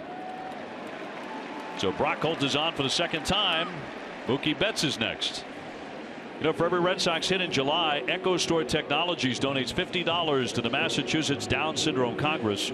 Echo Store proud to assist in helping ensure individuals with Down syndrome are valued.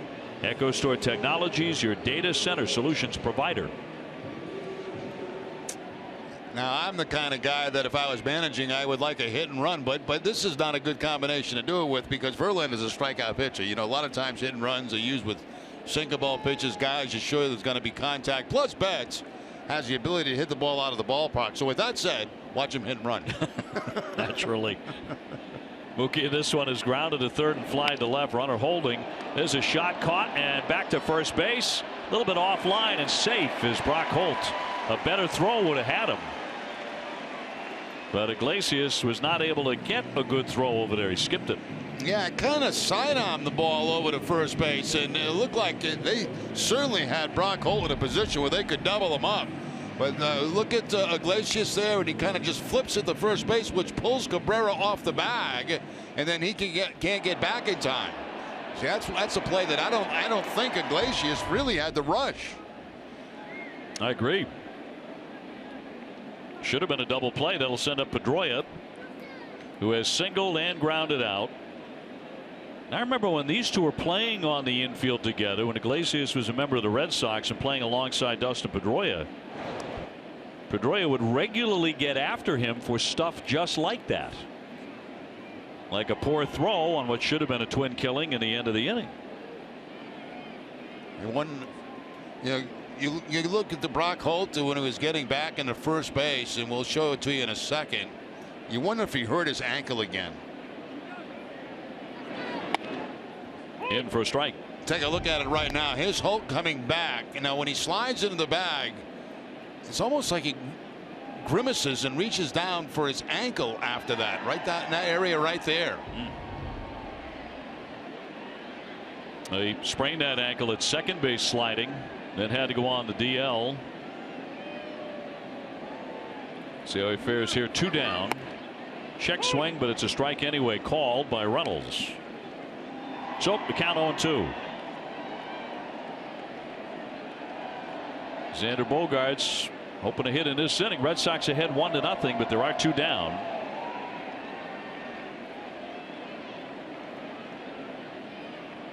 Pedroia has now reached base in 28 consecutive games, the longest streak in the American League right now.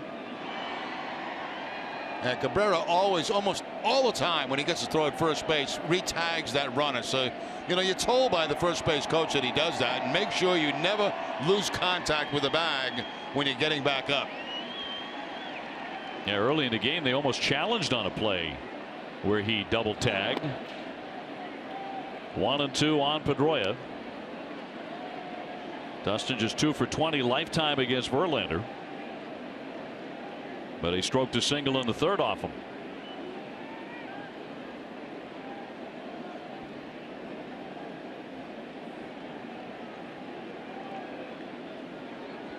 And the 6'5" right-hander with a 1-2 pitch. 2-2. Stephen Wright is on the hill tomorrow night. The knuckleballer goes in 12-5 with a .267 earned run average. He'll be opposed by Mike Pelfrey, who's 3-9, 4.78. So on paper, certainly a big advantage for Stephen. Wednesday, an afternoon game at 1:35. That's the end of the homestand.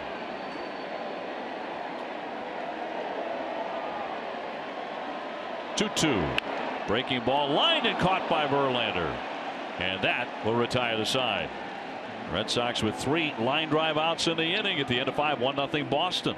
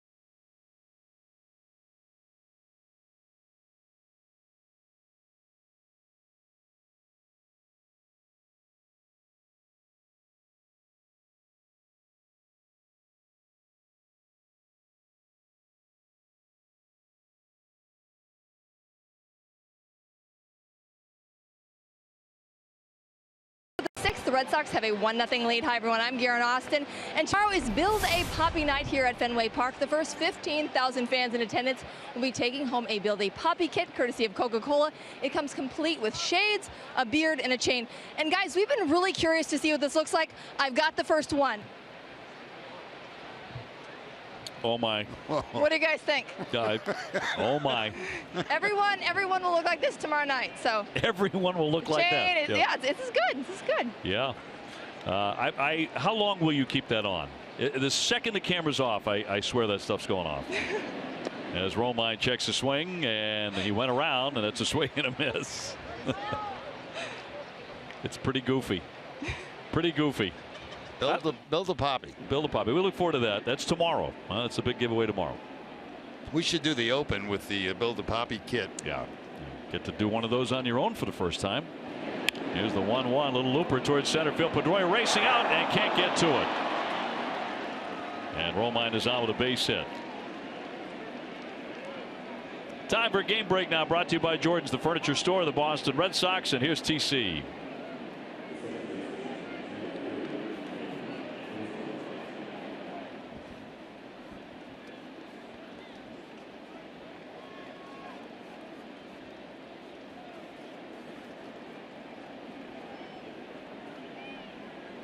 TC, thank you very much. Is he ever a terrific player or what? Yeah, he really is. We had a chance to see him earlier this year here at Fenway Park, and I had not seen very much of him, but I was very impressed. 26 home runs, and we haven't seen a better defender at third base. No, he was really good down at third base. Ian Kinsler now, strikeout and a tapper to third. So he's 0 for 2. Tigers just had their third hit on the single by Romine. It was the son of the former Red Sox outfielder Kevin Romine. Many Sox connections on this Tiger side.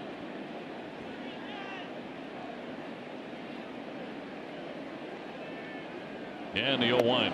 High and tight, snap toss, not in time. Anthony Owens showing off that arm down at first base, but not quite in time to get Romine. You base runner always have to be careful on your secondary lead. Once there's no contact, make sure you get back quickly, especially with catchers that like to throw the ball around. Kinsler hitless tonight, but he's been beating up lefties this season to the tune of .318. He checked his swing, and it's too high.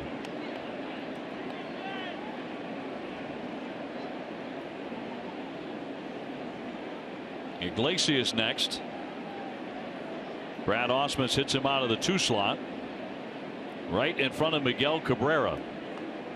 Red Sox leading 1-0. They got that run in the second. It's held up. At least so far, the 2-1, a called strike. Again, it's a consistent fastball curveball mix tonight for Pomerantz. Drop the curveball in the run the count, 2 balls, 2 strikes. And they got to try it one more time. With a man at first and nobody out. And a fly ball to right field. Pretty routine for Mookie Betts.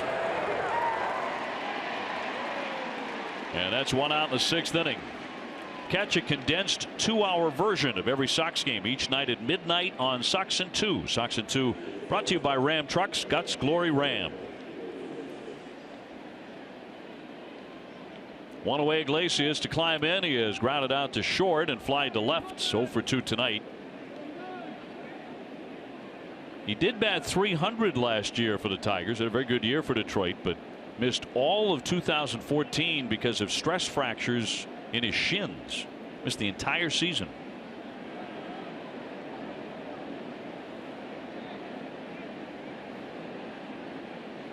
He's a very good bunter, not bunting here, and he fouls that one away for strike 1.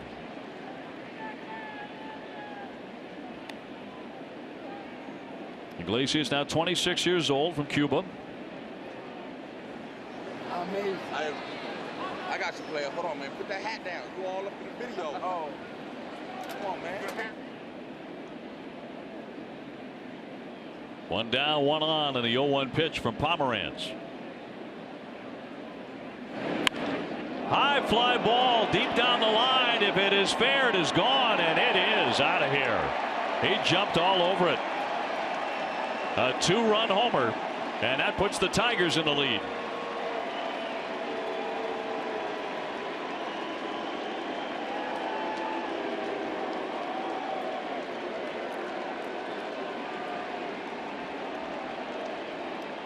Now that time Pomeranz coming with the fastball. It's going to be inside and a very quick bat here shown by Iglesias. That ball's a little bit on the inside part of the plate, actually off the inside part of the plate. And it was no question when he made contact that that was going to be a long home run. Number 4 on the season, and Pomeranz didn't take him long to figure out that ball was not going to be staying in the ballpark. So the Tigers in front 2-1. That'll bring up Cabrera, who has walked and singled. And we talked about the home runs from this Detroit ball club, 4th in the American League in home runs. You don't think of that guy in the mix, but a big part of it tonight. So here in the 6th inning, Detroit with a 2-1 advantage. You certainly think about Cabrera and Martinez and Castellanos, but not Iglesias. But he hit it completely out of Fenway.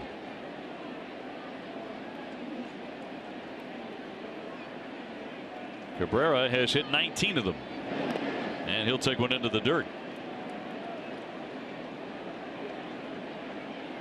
He has over 2,400 hits, and he's only 33 years old. So you can certainly see this man, Miguel Cabrera, reaching 3,000 hits. Now you got to be careful here too. 3 balls, no strikes in this ballpark. I mean, you got to make a quality pitch against Cabrera. Taking all the way now, 3-1. And he does. He gets the fastball away. Cabrera in that situation, look, if it's something he can pull, that would be a pitch middle in. 3-1 coming, and he wanted no part of him there. He walks in for the 2nd time. Joe Kelly getting going in the bullpen, and that'll be the first time we'll have seen Joe from the pen if he enters this one. Just called up from the Paw Sox in a new role for him. And here's Victor Martinez. He has struck out and been doubled up, 5-4-3. Red Sox suddenly trailing 2-1 in the 6th. Home runs were an issue for Pomeranz in his Red Sox debut. He gave up 2 in 1 inning. Now a 2-run shot to Iglesias. Ball 1 on Victor Martinez, batting righty.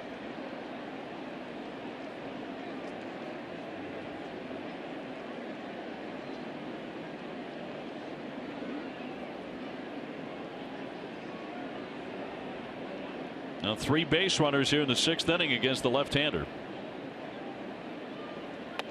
And the 1-0 will trim the corner.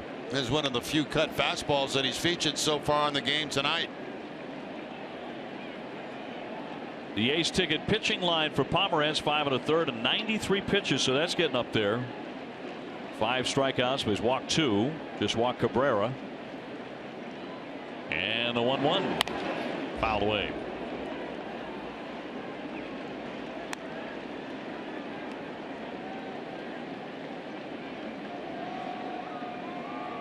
Castellanos next. This is the dangerous part of their order. Cabrera with 19 home runs. Victor Martinez with 17. Castellanos with 18.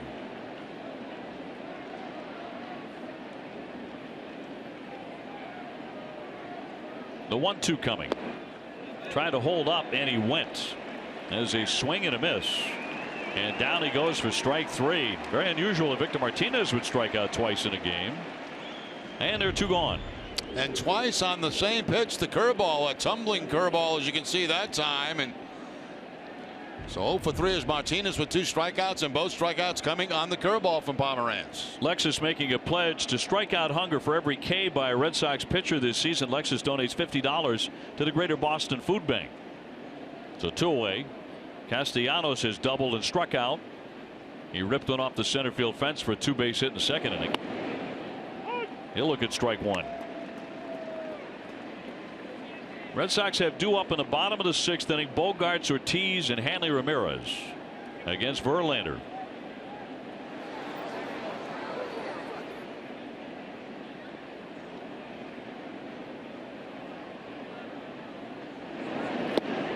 Big swing and a miss. Boy, he tried to knock that one on the lands down. Yeah, for the most part, the curveball's been very good for him tonight. Able to keep it down in the zone. The home run to Iglesias came on a fastball inside, actually off the inside corner. But that curveball in a very good spot, down and in. 0-2 on a number 5 hitter. Cabrera at first base. High with a fastball. Changes eye level that time with 2 strikes. Try to go upstairs, see if he'll chase it. Let's see if they come back to the curveball again.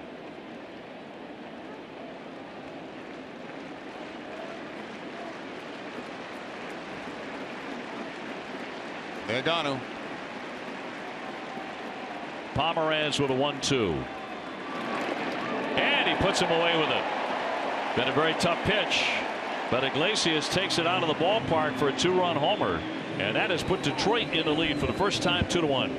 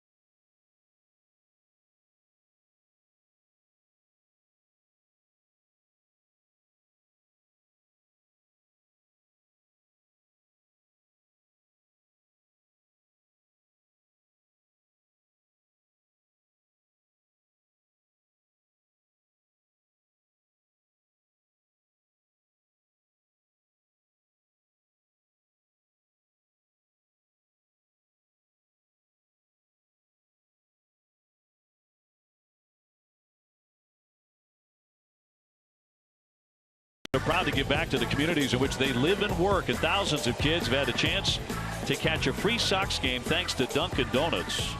And tonight we welcome Tierney Learning Center to historic Fenway Park. Dunkin' Donuts committed to the community. Looks like the night is done for Pomeranz as he was getting a handshake there from John Farrell. Iglesias taking him out of the ballpark to put the Tigers in the lead 2-1. And the Red Sox coming up against Verlander with Xander Bogaerts to lead off the 6th inning. Starts him with a curveball for strike 1. Very good pitching tonight by both Pomeranz and Verlander. 4 hits for each ball club. But the big home run by Iglesias.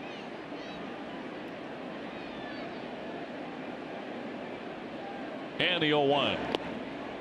As part of the Red Sox order, 3, 4, and 5 is 0 for 6 tonight against Verlander.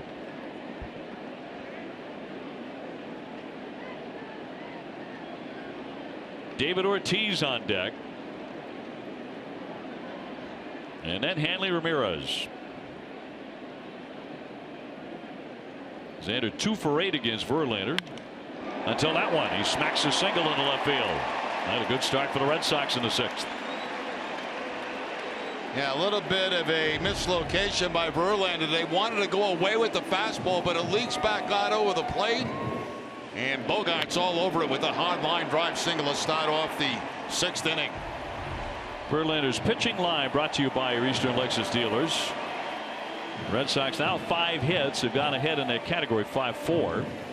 Last time we saw these two guys matched up, they were smiling at each other after the out. Now it's a little bit more business as they begin a new chapter.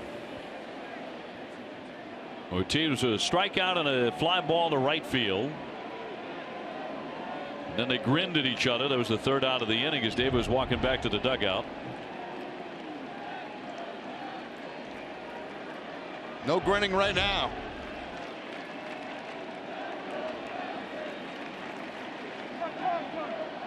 Ortiz will ask for time and get it, sitting on 527 career home runs.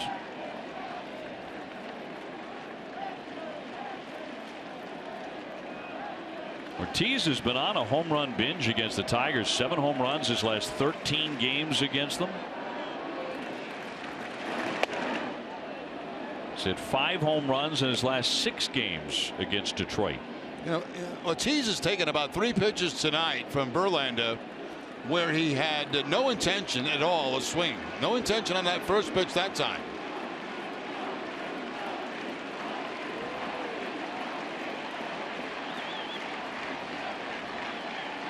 Long look in now, accepts the sign. Bogart's at first. And once again, same thing. Yeah, same thing as last at bat. The first 2 pitches, no intention of swinging. 1-1. That last pitch was a changeup. David was very disinterested.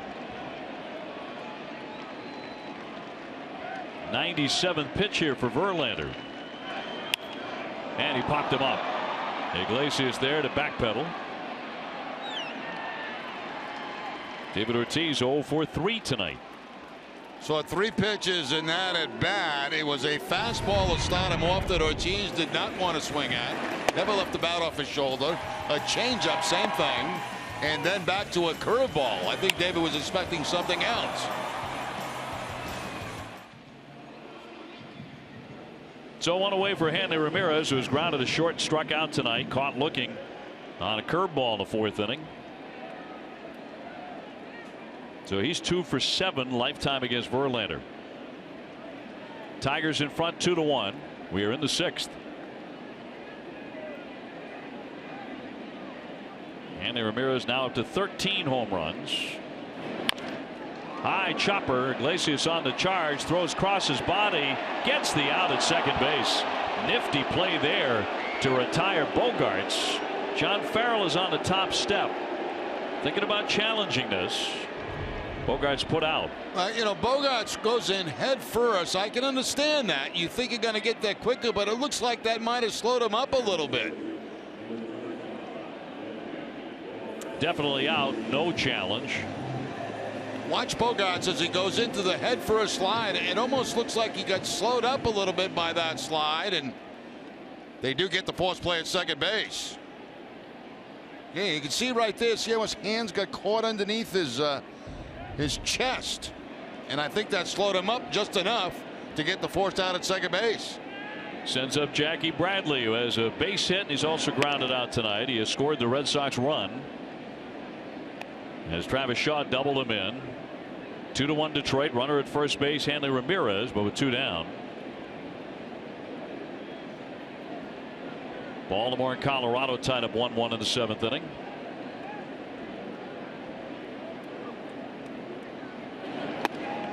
That's a strike. Activity in the Tiger pen. That's Justin Wilson getting going, the left-hander. 100 pitches on the button for Verlander. Well, he was really riding high coming in, pitching exceptionally well, and he's thrown it well again tonight as Hanley's back in.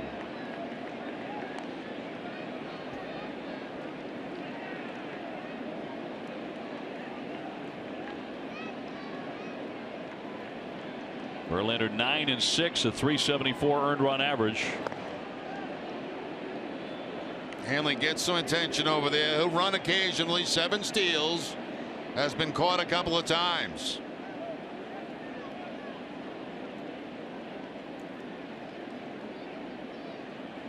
Verlander's 1-1. Sock foul out of play by Jackie.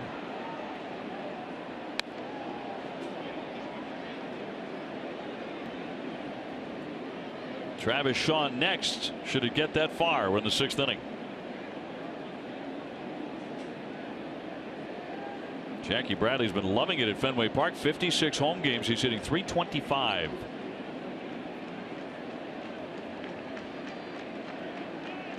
And the 1-2. All even now on JBJ.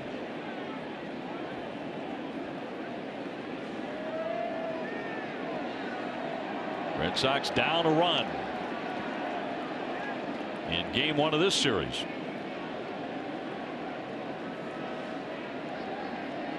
Verlander's 2-2. Inside under the hands. Well, now with the 3-2 count, Ramirez can take off at first base, and any ball in the gap, he may have a chance to score. See Cabrera right now saying he's going to play right behind him.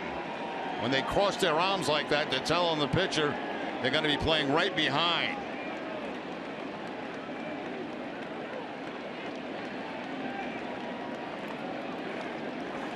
Three and 2 on Jackie. Runner goes. And he walked him. He tried to fool him with an off-speed pitch there. He tossed it into the dirt for ball 4. So the Red Sox will have the tying run at second base as Travis Shaw comes up. Bound by Fenway roots, David Ortiz, 47, and Nesson come together in Big Papi's final season, sharing stories and experiences with Red Sox Nation. Visit 47's Instagram to see where we're at right now with this. There's some great shows here, some really nice stories. You're going to want to take a look. I've been able to follow along with those. They're really well done. Now here's Travis Shaw now, an RBI double and a strikeout.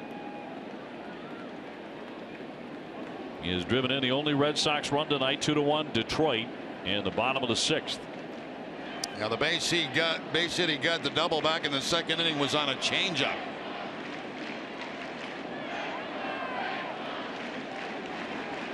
Travis with only 5 hits in his last 34 at bats. But when he has made contact, he's hit for power, and that one is sliced foul out of play for a strike. No, that was his pitch right there. A fastball middle and down, and a little bit late on it. 96 miles an hour from Verlander. We told you at the beginning of the show, you know, he'd be basically between 92, 93, somewhere in there, but he can also get it up as high as 96, as we just saw. Well, he has not thrown more than 118 pitches this year, but that was early in the season. That was a couple of months ago. His last start he threw 112, and now 106, which is his average.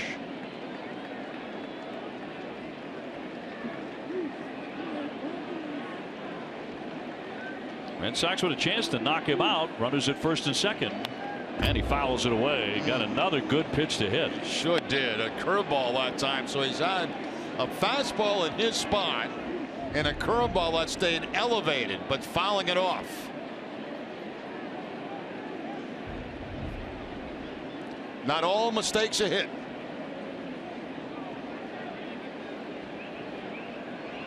Ramirez at second, Bradley at first. 2-1 Detroit.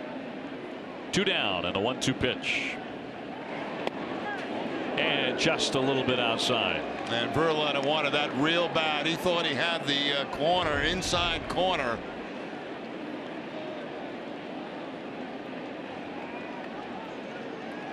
There's Verlander. He thought he had strike 3 there. Just a bit in, according to Reynolds. 2 balls, 2 strikes. 2 on.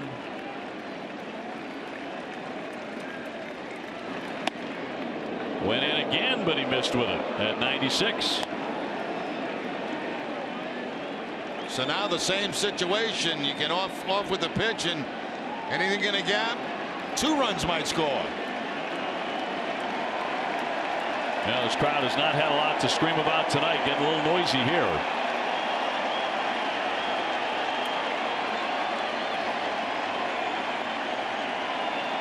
Three-two runners go. Swung on and missed. He got him 97 miles an hour.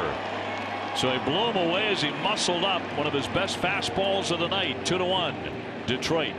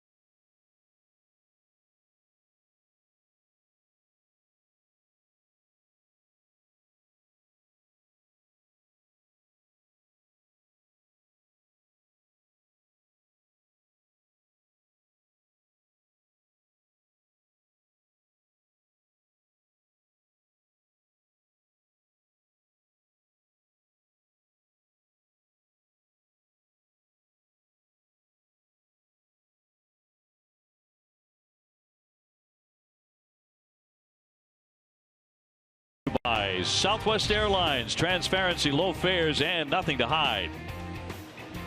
Back at Fenway, 2-1. The Tigers have the lead as we go to the 7th inning. A call to the bullpen now, and it's brought to you by Kia. And the Red Sox are going to bring on Joe Kelly for his first relief stint of the season. Just recalled before Sunday's game against Minnesota. Joe 2-0 and 8.46 ERA in 6 starts, and now working out of the bullpen. Yeah, and first call and a real big time in the ball game, a 2-1 game in the 7th. So first man in will be Upton, then Aviles and McCann against the hard-throwing right-hander. One thing you'll notice is Kelly be working out of the stretch. He will not be going to the windup. That's one thing he changed down at the minor league level. Upton 0 for 2. And the first fastball is 99 on the gun for ball 1. He has been working out of the bullpen in his major league career prior to this. A 3.25 ERA and 30 major league relief appearances with the St. Louis Cardinals before the trade. 2-0. So Pomeranz went the first 6. He allowed 2 runs, 4 hits, 7 strikeouts. Right now he would take the loss, but a long way to go yet. Certainly for Drew, an improvement, a step in the right direction over his first Red Sox start. Big swing and a miss by Upton. Another high fastball that time at 99 miles an hour. As we talked about that for Joe Kelly, he has that ability, and when he knows he's only going to be in there for an inning or 2, he can let it loose. As opposed to when you start, you kind of pace yourself a little bit. Different mix of pitches. 2-1 to Upton. And he misses away, and that hits 100. I think that's the first time we've ever seen that with Kelly. 100 miles an hour. Shane Green loosening up in the bullpen for the Tigers. Kelly's gone to 3-1, however, on Upton. He's a home run threat. He's at 11. Line shot toward the alley. That's going to bounce into the triangle. Jackie Bradley to scoop it up. Upton wants 3 bases. The throw is off the glove of Pedroia in the outfield, and it will be a triple for Upton. Well, Upton that time, 3 balls, 1 strike, looking for a fastball, 101 miles an hour, but out over the plate. And he takes it into that gap, and you know, the throw from Jackie Bradley is going to be high to the cutoff man, but it didn't matter because that's going to be a triple anyway. Bradley way back in the corner. You'll see him right there overthrow Pedroia, but it wouldn't have mattered because Upton had 3 bases. Now the infield has to come in for the Red Sox. And the batter will be Mike Aviles, who's gone 0 for 2. Usually a pretty good contact man. He's popped up and grounded out tonight. Mike, a member of the Red Sox in 2011 and 2012. Struggling along at 206, but usually puts the ball in play.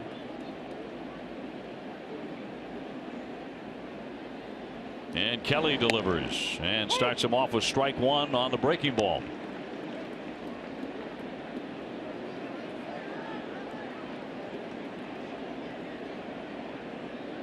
James McCann on deck. It is the bottom third of their order here in the 7th. And the 0-1. High fly ball into right center. Bradley has it lined up. Upton is not going to test it. Outstanding throw by Jackie Bradley. Was cut by Hanley Ramirez, but Upton wanted no part of that. Well, there's a couple of factors here. First of all, there's nobody out. That becomes the first out. That makes the third base coach a little bit cautious on whether to send him or not. Bradley has 10 assists. They know he's got a great arm in center field. And the other thing, Bradley's positioning to catch that ball made up the mind for the third base coach. You know, he set himself and then he charged the ball. And as he was coming in, after the third base coach said, wait a minute, we're not going to try this. Now watch Bradley. Watch him come in and get himself a position to make that throw, charging it.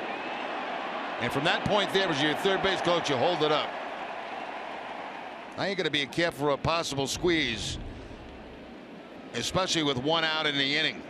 Real tight ball game, working toward the bottom of the batting order.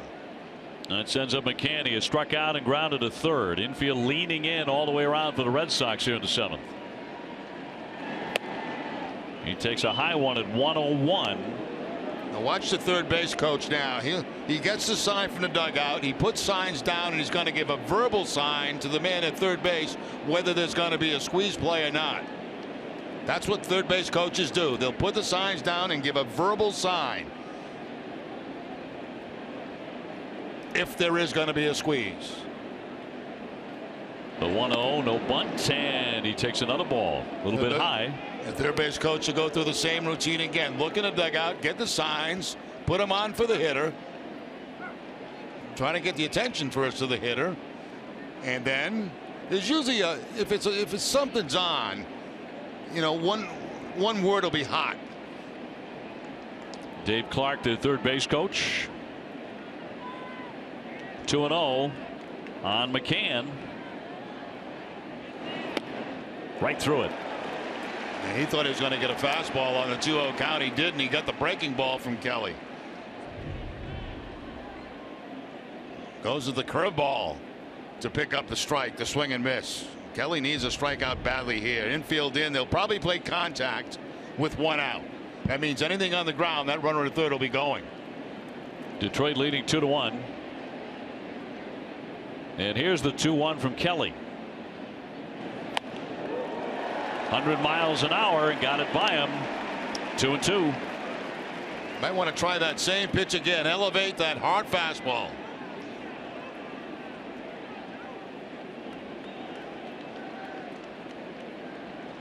Upton at third.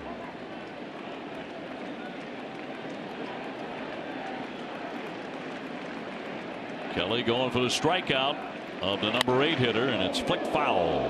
That one got inside the Red Sox dugout. And that's exactly what they tried to do. Elevate that high fastball again. Torey Lovullo getting out of the way very quickly. They wanted to put on a helmet. Maybe it hit the helmet. Yeah, might not be a bad idea though. Of course, the base coaches several years ago started wearing them. And now Leon wants a mound visit. He'll be joined by Hanley Ramirez and Xander Bogaerts, Dustin Pedroia and Travis Shaw. You know, one of the reasons I say the contact play may be on, you're working to the bottom of the batting order. You got Romine coming up next, and a lot of times with nobody out, they will not play contact, but with 1 out, they will, trying to squeeze out a run. So infielders know that.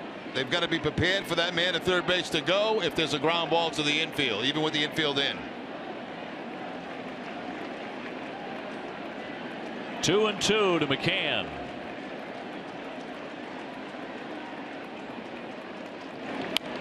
Pop foul back out of play. He hangs in there on another big heater. With a string of 100-mile-an-hour fastballs from Kelly.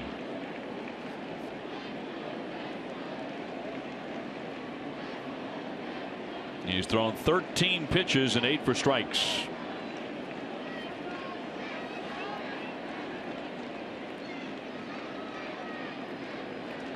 Same pitch, fastball up. Here's the 2-2 again. And he missed with that one. So ball 3. Andrew Romine, the 9 hitter, is on deck.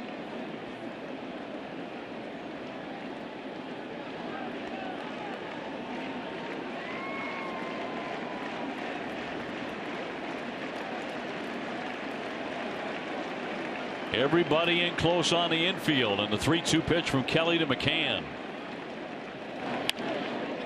Up the middle, and that's going to be a base hit into center field. Another run is in. Upton scores to make it 3-1 Detroit. As McCann picks up the RBI, his 24th. Well, you know, there's not much you can do about that. You make your pitch, you jam the hitter, probably a broken bat, and just flares it into center field for the base hit.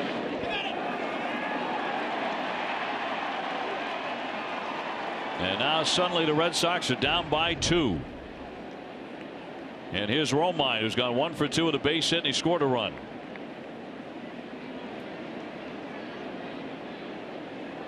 McCann got just enough on it to go up the middle. And that'll be ball one. Yeah, he did a heck of a job there because, you know, he fouled off a couple of pitches. Then he gets jammed on a fastball and still muscles it up the middle for the base hit.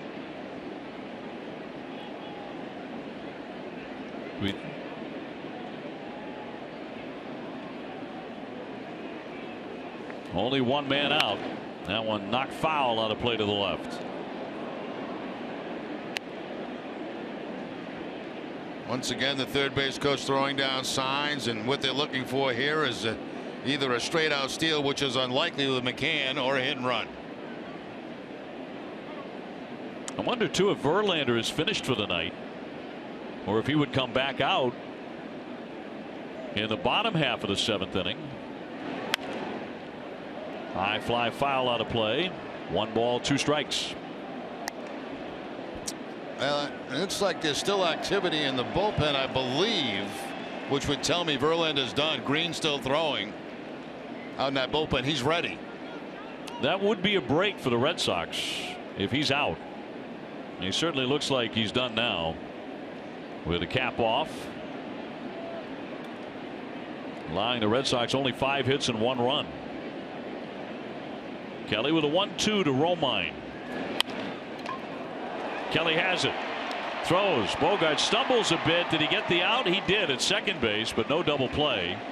So there are 2 down. Well, that's a heck of a play by Bogarts. I mean, you know, pitchers ideally like to lead that shortstop to the bag. But this throw's going to be behind Bogarts from Joe Kelly as he's throwing downhill, and he throws it behind him. He's able to actually control the ball and make the tag at second base to get at least 1 out. And that was a very difficult ball to handle by Bogarts, and wise not to throw the ball to first base. So 2 away, top of the order now to dangerous Ian Kinsler, who's gone 0 for 3 as Romine becomes a runner at first base. 3-1 Tigers. Kinsler has struck out, grounded to third, fly to right.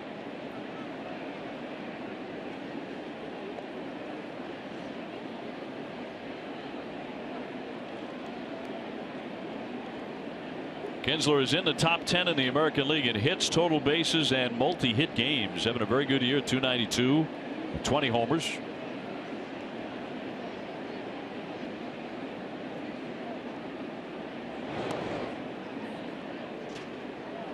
Red Sox had a 1-0 lead until a 2-run homer by former Red Sox shortstop Jose Iglesias. And no doubter down the line. The only question was, would it be fair? And it was by enough, and totally out of Fenway Park. Missing inside for a ball, 1-0. So a couple of checks at first base on Romine. He's got 5 steals on the season. He has not been caught. And with 2 outs, of course, always a threat to try to get in a scoring position. Iglesias is on deck. And Joe Kelly with a 1-0. Nub back to him. He'll take it. The underhand flip will retire the side, but Kelly comes on, gives up a couple of hits and a run. In the middle of the 7th, 3-1, Detroit leading the Red Sox.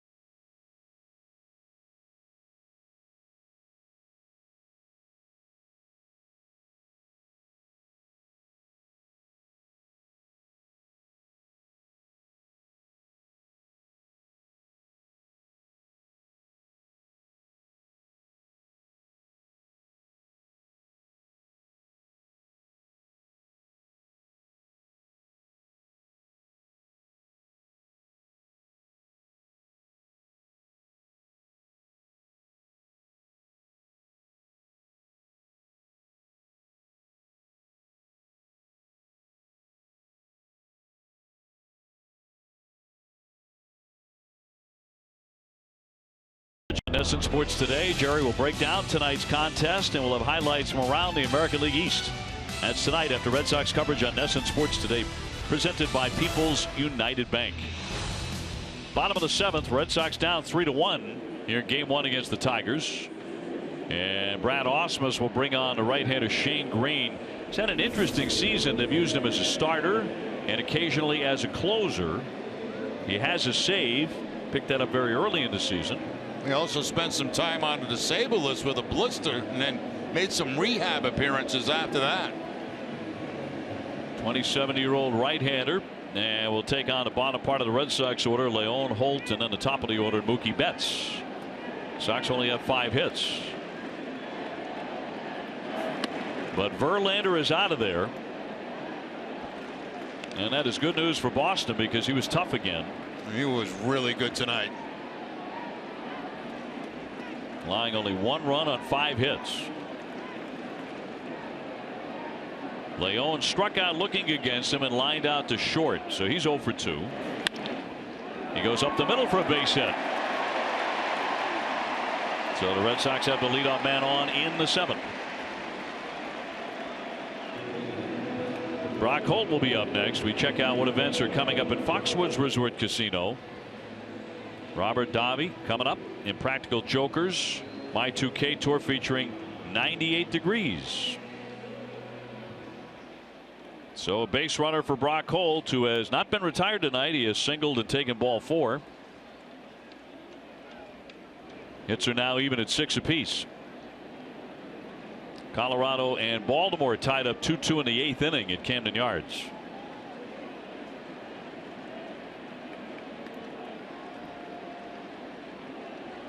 And the first one to Brock is taken for a strike. Activity in the Red Sox bullpen is Clay Buchholz getting loose.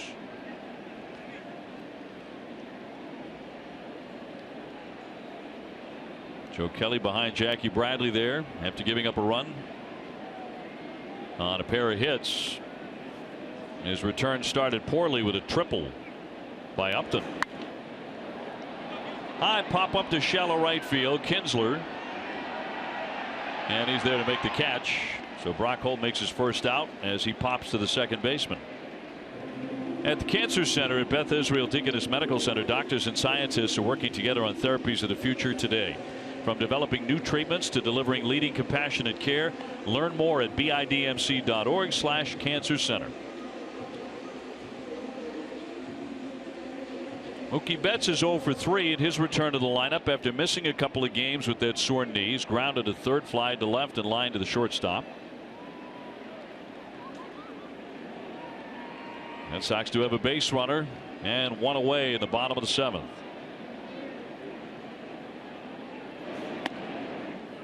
In for strike 1 on Betts.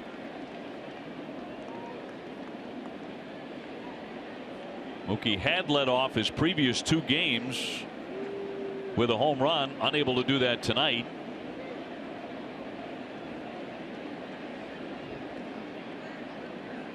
He's having an excellent month of July. In there for a strike. He's hitting .389 this month. Now back-to-back sliders to start Betts off and quickly gets him in the hole 0-2.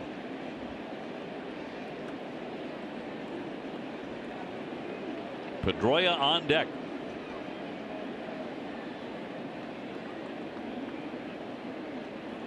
Not many scoring chances tonight for the Red Sox.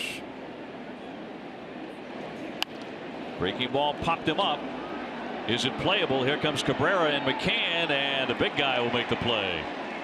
Cabrera over near the netting to make the grab for the second out. So 2 down for the Sox in the 7th. Hey, shop at Jordan's Furniture now and get a discount equal to twice the state sales tax on everything in the store. Visit Jordans.com for details. You know, there are pitches as a hitter that you see in a game and you think about them all night. And that's one right there that Betts will be thinking about because he had a good pitch to hit. A breaking ball that stayed up in the zone and just popped it up in foul territory. That's just not something you say. That you go back to the hotel or you go back home and you're thinking about that pitch. Absolutely. Pedroia 1 for 3. He singled in the 3rd against Verlander, and he takes one Up and in at 89. Back to that pitch. Here's the pitch I'm talking about. You know, the breaking ball, and look at the spot. I mean, that's a perfect spot for Betts. Instead, that ball stays in play, and Cabrera is able to make the catch on it. But that's one you won't forget. Tigers up 3-1 in the 7th. Petey hitting .306 with 10 homers.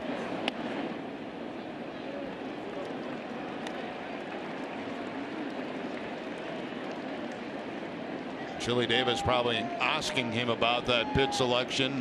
What did you see in that last at bat? And it was 3 breaking balls to him.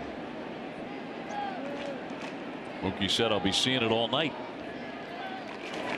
A 2-0, and that'll miss at 95, according to Reynolds. Not a bad pitch, but it went Pedroia's way, and the count's 3-0. Dustin with 506 career extra base hits, one more, and he ties Nomar for 10th place on the Red Sox all-time list.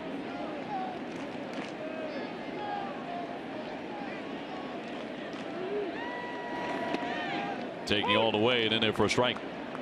3-1. Xander Bogaerts next. Last fastball on the 3-0 count, 96 miles an hour.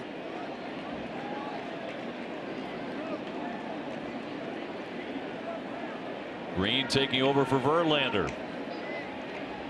3-1. And he missed with it. So he walks him, and the Red Sox have runners at first and second for Xander, who has gone 1 for 3 with a base hit.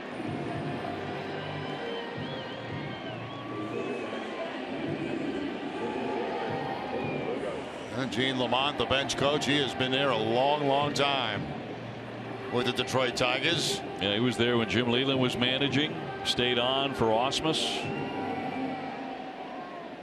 He's been a big league manager himself, outstanding baseball man, and very fortunate to have him. Xander Bogaerts with a base hit, a fly to center, and a single. Coming off that great series against Minnesota. He's now hit safely in 7 straight. And these fans at Fenway are looking for something to get excited about. Red Sox are down 3-1. Very little offense tonight. Now, what would excite them would be a hanging breaking ball of Bogaerts that he takes out of the ballpark.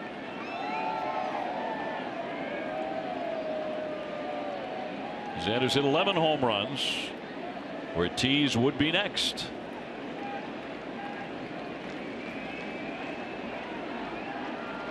Leon at second and Pedroia at first.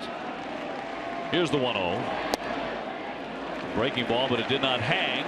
It did miss, however, and the count 2-0. A whole different situation now. Bogaerts in a fastball count, 2 balls and no strikes, and a lot of times if you're looking for that middle in and you don't get it, you just take the pitch. Wilson's all warmed up. You know who he's waiting on.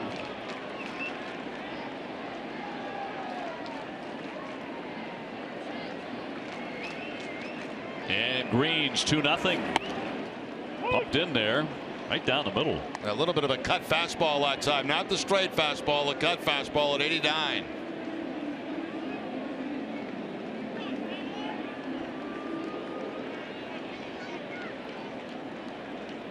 Sox with a tying runs aboard here in the bottom of the 7th.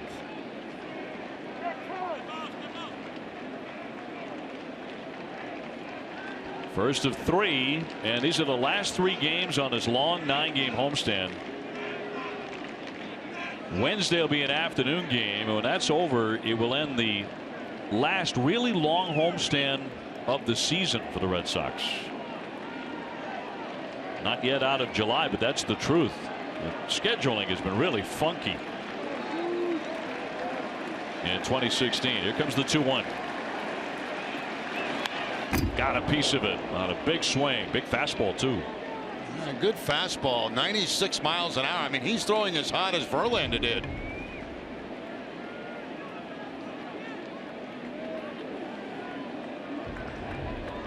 McCann out for a mound visit. The Tiger catcher, 2 balls, 2 strikes, 2 on, 2 out.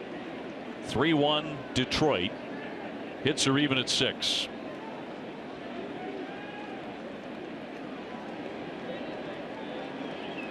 Stephen Wright on the hill tomorrow night for the Sox, bidding for his 13th win.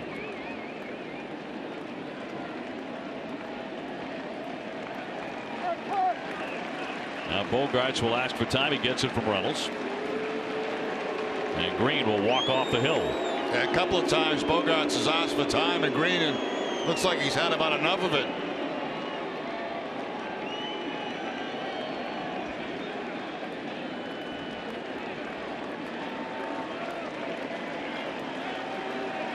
The righty's 2-2.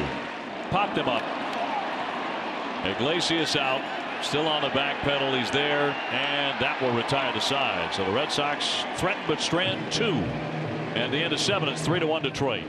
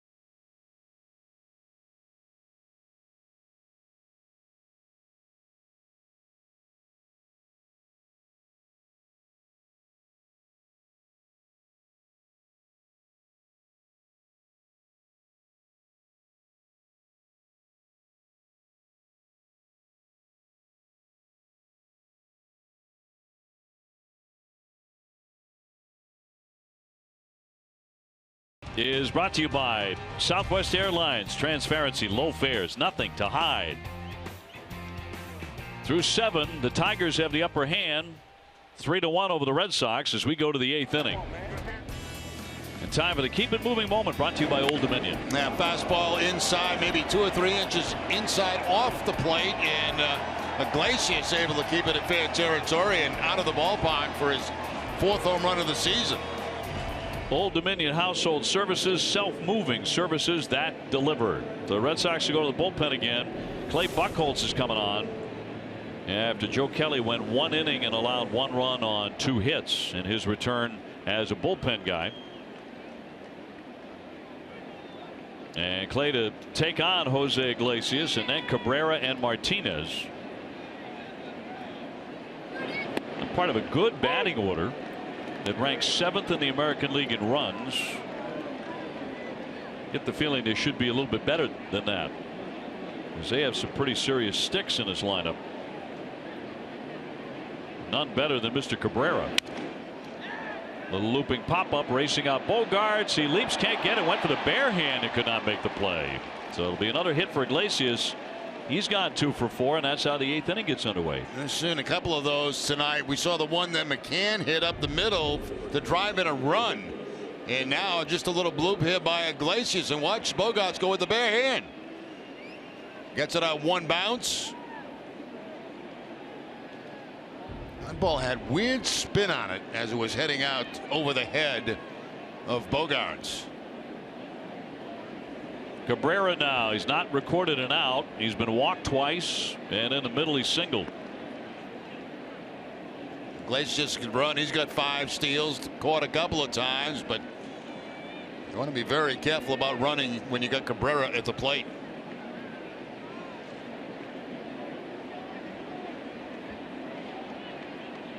Cabrera with 19 home runs, hitting .297. Fouls that one away. He always impressed me as a slugger who didn't look like he was up there trying to hit it 900 feet every time. No, you're exactly right. That's a great point. You know, he's got such a smooth swing, and he's not a guy that's up there trying to pull the ball all the time. He's a guy that uses the whole ballpark. Yeah, he takes a lot of hits to right. Yeah, and with power to the opposite field too. Been a great hitter. Still is. He's down a strike. And pops out of the mitt. The runner's going to advance. Leon could not handle it. So Iglesias down to second base. Red Sox give away a base.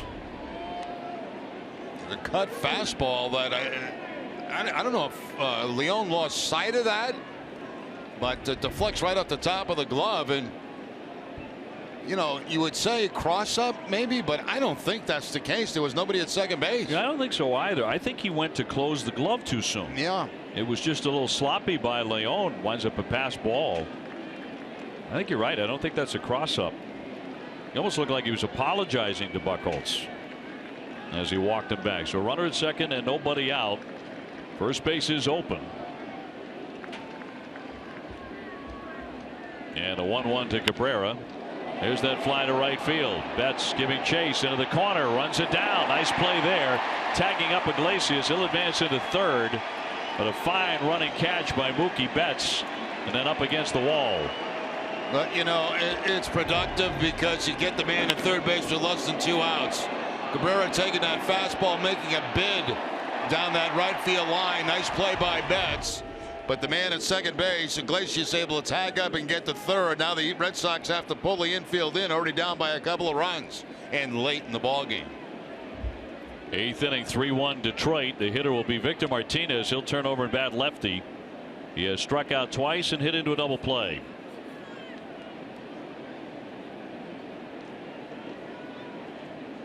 When Victor walked away from the Red Sox as a free agent, he was very fond of Boston. He had wanted to stay at that time. The very next year, as he signed with the Tigers, he hit .330 for Detroit.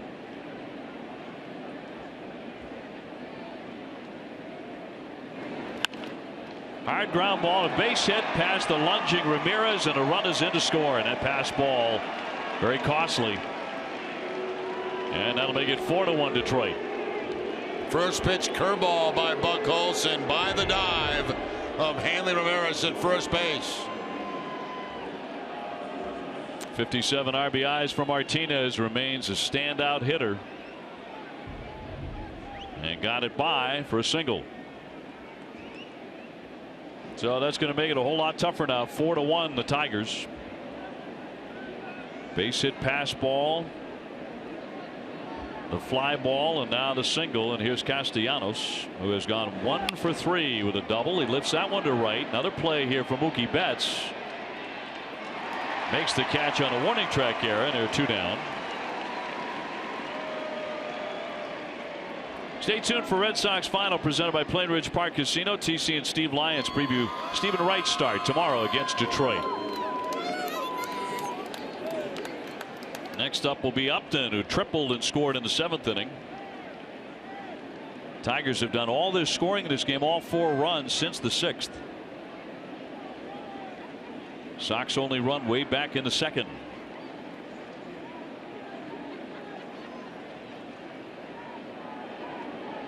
So Martinez aboard at first.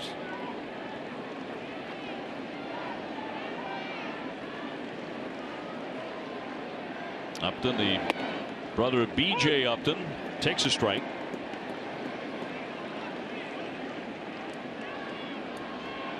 It's actually Melvin now. If you'd had the seasons that he had the last few years, you'd change your name too. But Justin swung a good bat. He's been a very productive hitter the last few years. And in there for a strike.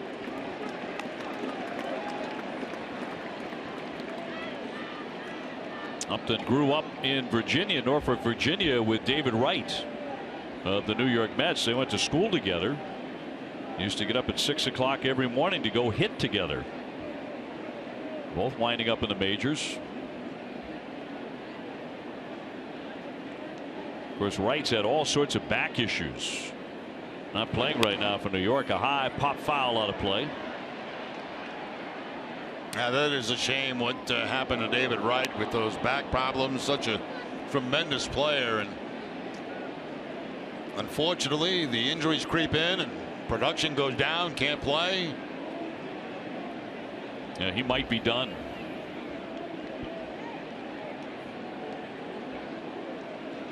Here 4-1 Detroit in the 8th. And Clay Buchholz with the 0-2 pitch.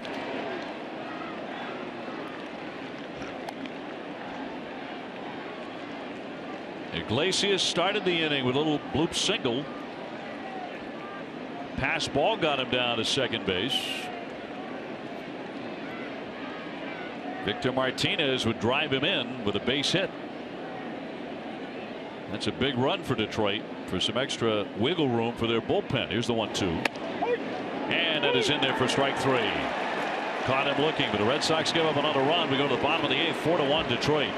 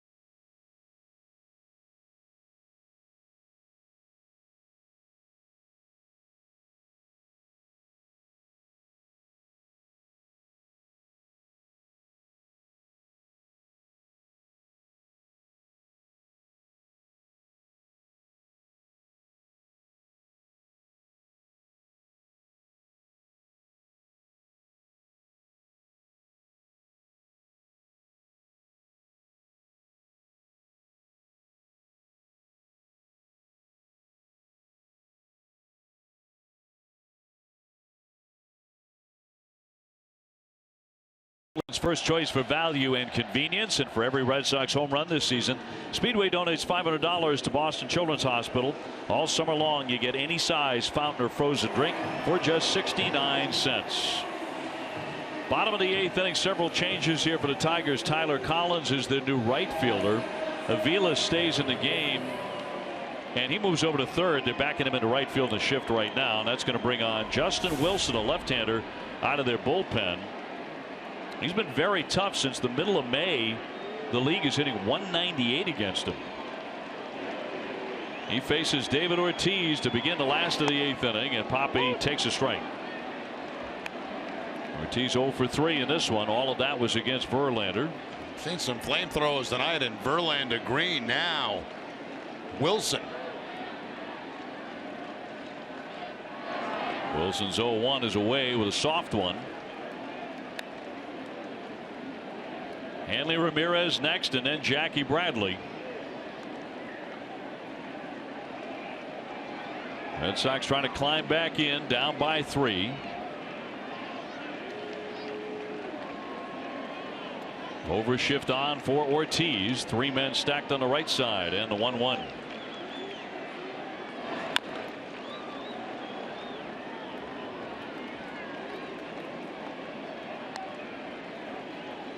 David really punished the Tigers last year. In the series against Detroit, he hit .550 with 4 home runs. So they did not have an answer for him in 2015. Thus far, he's been quieted tonight.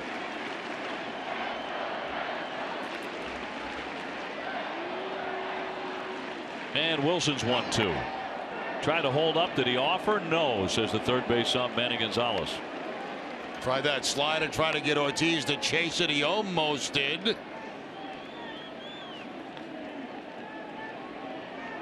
I think I did.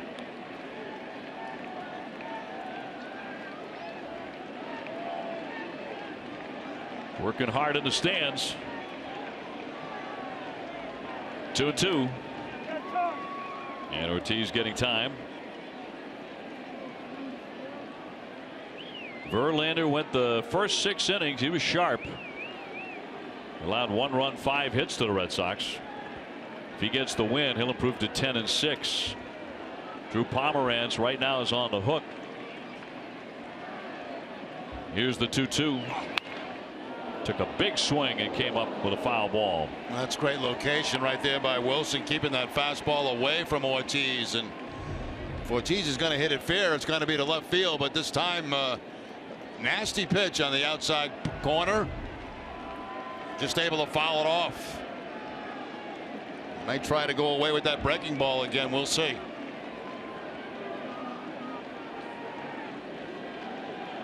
It is going to be the slider.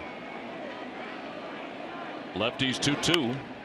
He fought that one off. Ortiz will be a little bit angry there because he did have a good one to hit. It was out over the plate.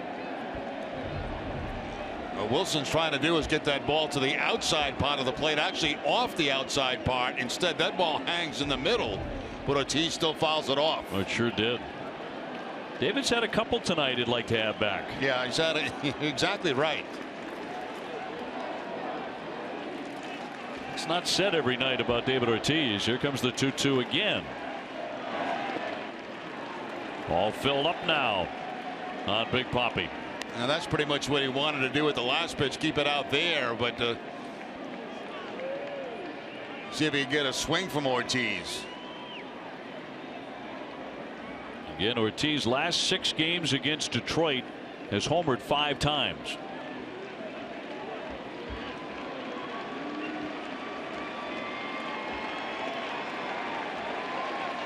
Three and 2. Challenge time. High fly ball, deep left field, headed for the wall, and it is off the green. That's going to be a single for Big Papi. But he wins that battle. And the Red Sox start the bottom of the 8th with a hit. Well, he actually took what Wilson gave him. I mean, he got a fastball. It was away from him, though, not something he could pull. And again, you're talking about a guy throwing 96. That's the outside part of the plate. It's a good pitch. And Ortiz takes it off to the left field wall.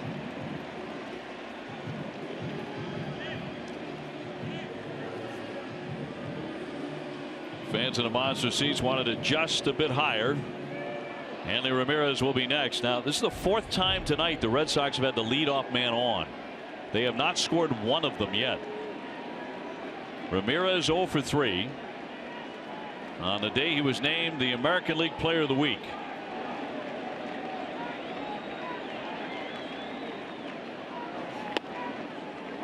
Fastball for a strike, although Hanley would disagree. Yeah, that little smile to the umpire says, no, you got that wrong. And it looked like it did miss.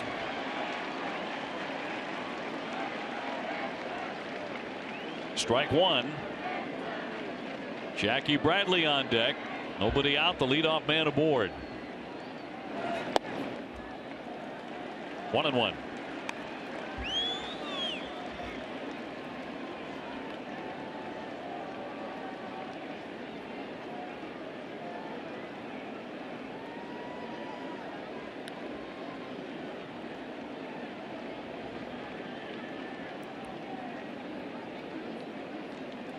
Ortiz with a tiny lead at first base, and the 1-1 to Hanley. Base hit. Back-to-back singles off of Wilson.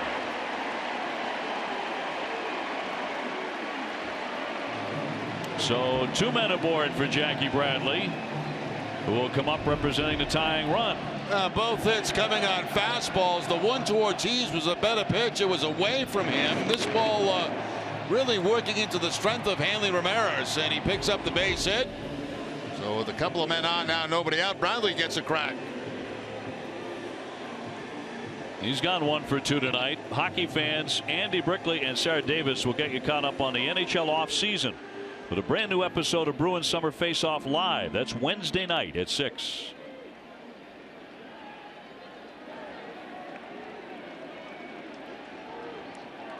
Red Sox have stranded 8 base runners tonight. Each of the last 2 innings they've left 2 men aboard.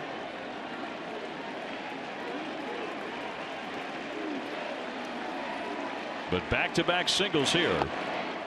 And a ball on JBJ, and an infield single, and scored a run in the second. Grounded to short in the 4th. Took ball 4 in the 6th.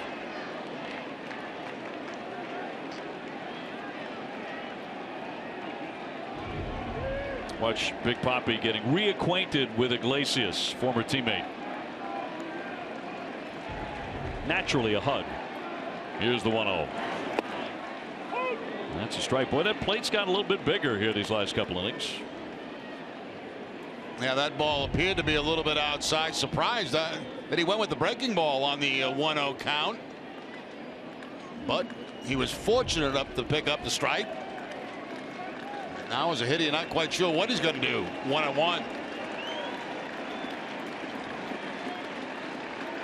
Wilson's 1-1. That's right in there at 93. Stays with the breaking ball, the slider again.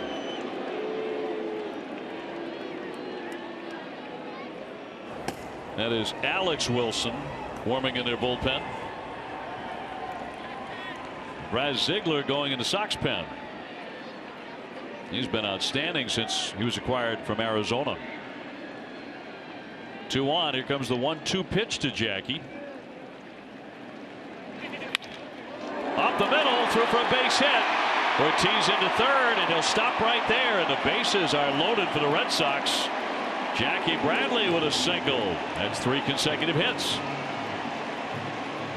Now no chance to score David Ortiz, and you know, for those who may be saying, well, why don't you pinch run for Ortiz in that situation? Well, you need more than 1 run, and you know, he may come up in this game again. Right back up the middle, under the glove of Wilson, and right there Butterfield has to hold up Ortiz. But the Red Sox, with bases loaded, nobody out, got a chance to do some damage. Bryce Brent's coming up to hit for Shaw. Rich Doobie, their pitching coach, for a mound visit. And I bet one of the things he's going over here with Wilson is this guy likes to swing really, really hard, and he's hunting a fastball right out of the chute. Yeah, a lot of times, you know, they don't spend a lot of time on some of the extra players, and they just want to make sure that you know, they've got the book on Brent's on how they want to attack him, especially in this situation. He's got the power to take the ball out of the ballpark.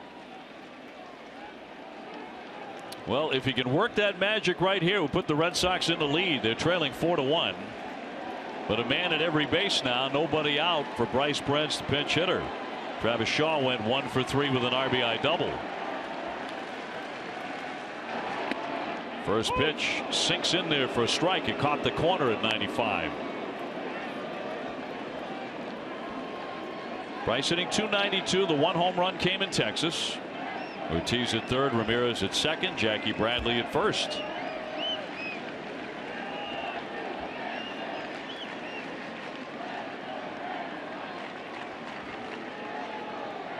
Sandy Leon on deck.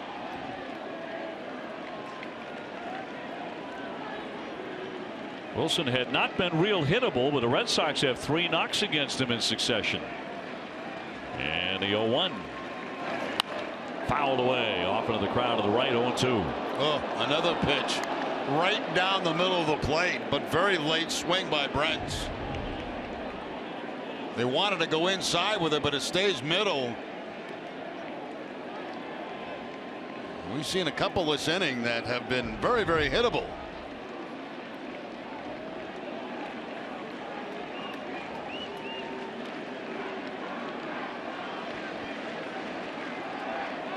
0-2 on Brents. And here comes 1-2. Nothing but fastballs so far to Brents.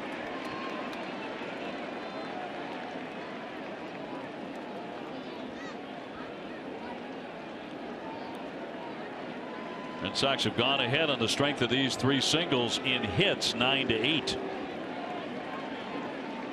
But down 4-1 where it counts the most. Here comes the 1-2 from the lefty. Got a piece of it to hang in there. There's the slider that time. Finally sees one and tops it to foul it off.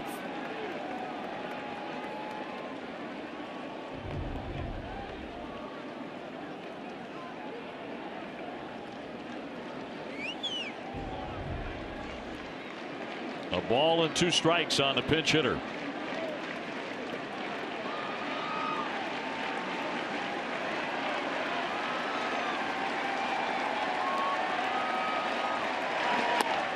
He got him. He struck him out with a fastball at 96. And 1 big out. Now, it was basically challenge time to Bryce Betts. He saw all fastballs with the exception of 1. A fastball on the first pitch inside corner. Fastball, a good pitch to hit right down the middle, was late on it. Fastball inside. Now comes the slider that he tops. And then the fastball for the strikeout, threw it right by him. Second, 5th pitch, just about in the same spot. Brings up Sandy Leon, who's gone 1 for 3, a single last time up in the 7th. And hitting .392 with 3 home runs and a man at every base with 1 out for the Red Sox. In there for strike 1, back to number 1. He likes his fastball. Thrown at 96, 97. He's dotting it too.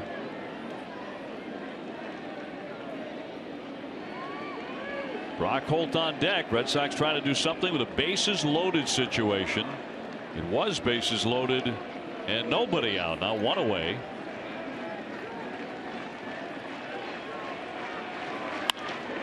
Line into center field. It's going to drop down for a base hit. Ortiz is in. And Ramirez stops at third base. That'll make it 4-2 on the RBI single from Sandy Leon. His second hit.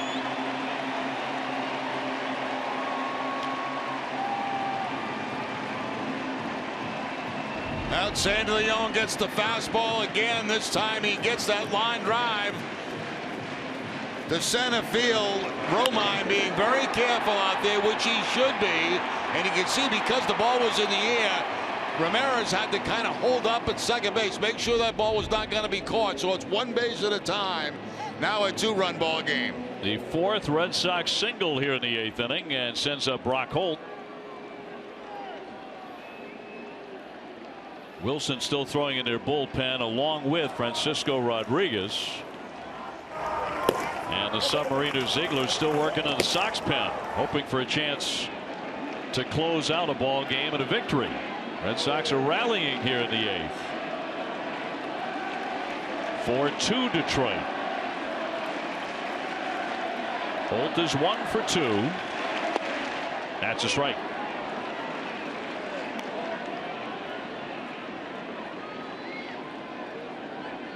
Does have 1 career grand slam. That was earlier this season in Toronto.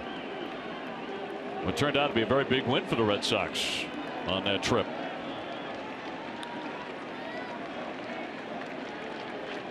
The 0-1 home.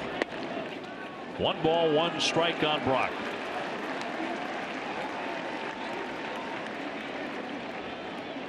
Mookie Betts next. Usually a very good spot for Brock Holt. He's .349 with runners in scoring position. Yeah, I don't think Mookie Betts will be facing this Wilson. Now they'll have the right-hander for him. Here comes the 1-1.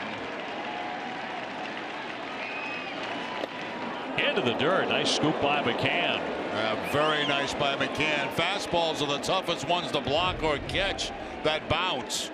And there he has to spin very quickly and keep that ball from going to the backstop. That's a big play by McCann. Saved a run.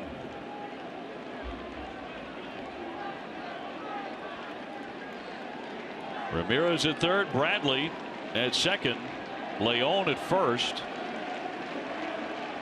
Sox have closed the gap to 2. 1 out in the inning.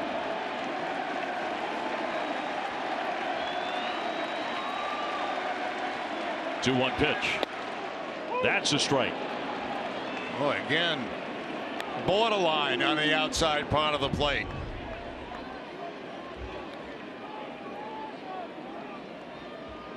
Goes to that pitch again. You got to swing at it because he's got to call it.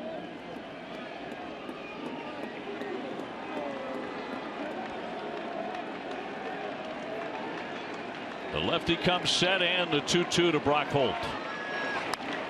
Flared foul as he gets a piece of it on a fastball. 96 with that fastball, and Holt spoiling it. Good location away from Holt.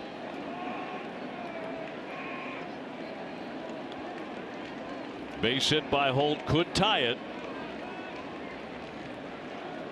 Ortiz with a base hit and a run scored in the inning. Ramirez with a single. Bradley with a single. Leon with a single.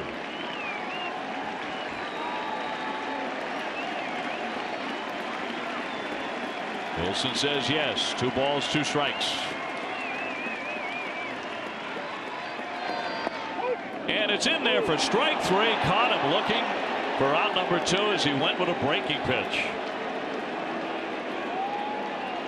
Here comes Ausmus. He's going to bring on a right-hander for Mookie Betts. It's like a curveball that time he throws to the outside. Perfect pitch by Wilson right there, and a huge strikeout. So 2 down. Betts will be next. He is 0 for 4 tonight. That'll be it for Wilson, and we'll be back with more in just a moment.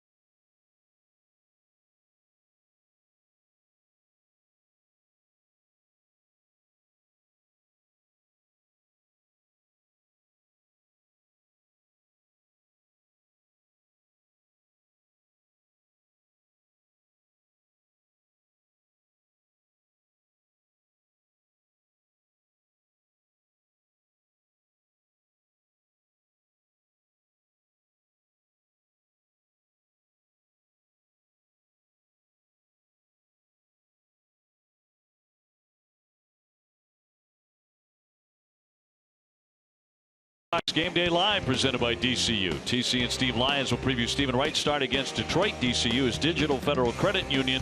What can DCU save you? Red Sox have the bases loaded here in the 8th inning. They've cut the lead to 4-2. And the Tigers are going to bring their closer into the game. Francisco Rodriguez, K-Rod, has been around a long time. He's now 34 years old. And he's allowed 1 earned run in his last 12 outings. Facing Mookie Betts. No place to put him. And ball 1. See him do that a lot. He falls off toward the first base side, and that time lost his footing a little bit on the curveball to home plate. He does have 27 saves. They bring him on here in the 8th inning with the bases loaded. Broke in with the Angels way back in 2002. And a 1-0. That drifts away. Of all the pitches they've had in there tonight, his velocity is the lowest. That last fastball at 90 miles an hour. Betts has gone 0 for 4. And his return to the lineup after missing 2 games with a sore right knee. They are loaded up in the 2-0. He takes a strike. And again, a generous call. Yeah, you're not kidding. Fastball appeared to be away, but certainly goes in the direction of Rodriguez.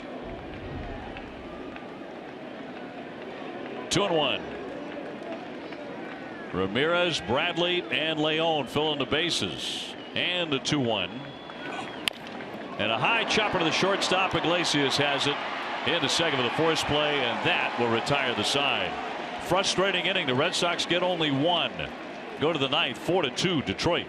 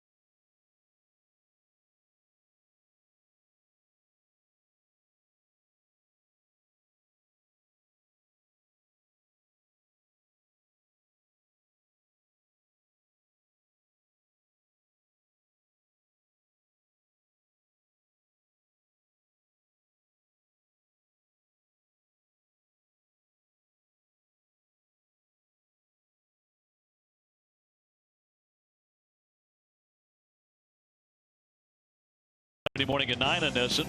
Billy and Jenny take you on the journey at the intersection of where sports and dining meet. Dining Playbook at Nesson, driven by your New England Chevy dealers. Ninth inning, 4-2. The Tigers have the lead. Bryce Brents remains in the game in left field. Brock Holt will shift over to third base.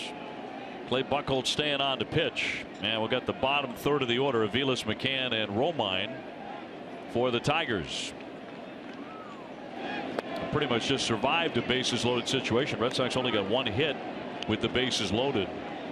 That has been frustrating more than once this season, and more than once on this homestand. Red Sox had the bases loaded against Minnesota and failed to score. That one was weaved at and missed. And look at the scoreboard. The Red Sox out hitting Detroit 10-8. Clay into his second inning, allowed a run in the 8th. Joe Kelly allowed a run in the 7th. And is downstairs for a ball. Drew Pomeranz got the start tonight, his second with the Red Sox. He went 6 innings. He allowed 2 runs on 4 hits. He struck out 7.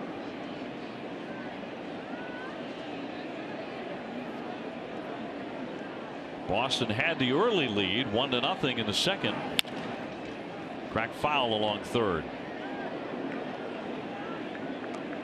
But the Tigers got 2 runs in the 6th, a run in the 7th, another in the 8th. Red Sox scored again, but only that one time with the bases loaded in the bottom of the 8th inning. Aviles breaking his bat as a new one, 0 for 3 tonight. He's popped up, grounded a short fly to center.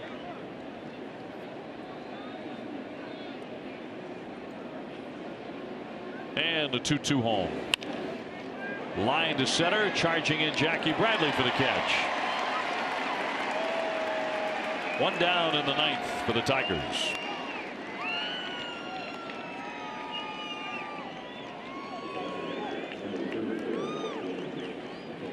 And here comes James McCann, the catcher. He had a big hit in the seventh inning.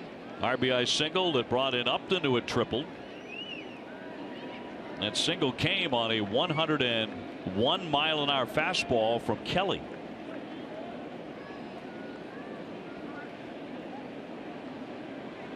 But he got enough of the bat on it and singled to drive in the run.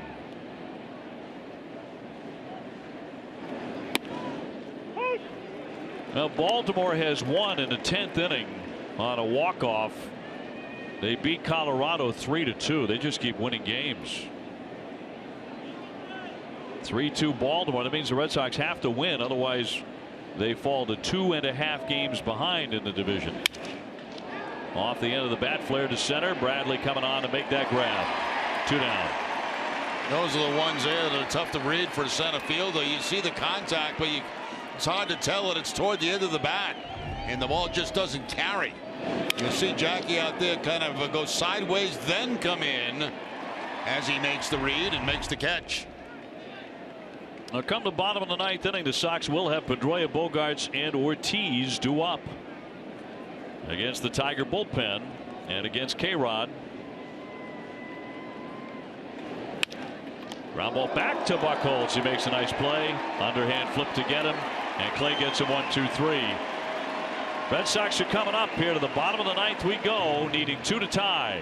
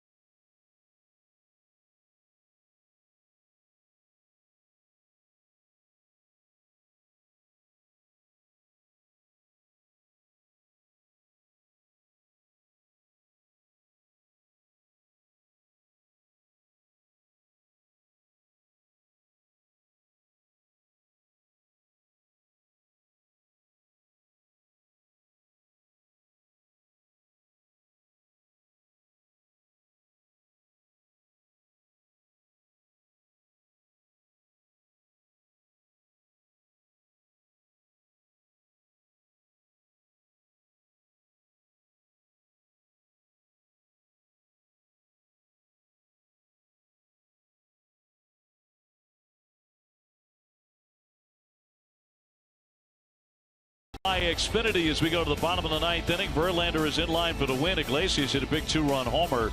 Pomeranz went 6. That was a step forward for him given his last outing. Sandy Leon just had an RBI hit, but the Red Sox also loaded the bases and only got 1 run. So they're down 4-2. Rodriguez staying on, trying to close it out for his 28th save. It'll be Pedroia to lead things off. He's gone 1 for 2 with a base hit.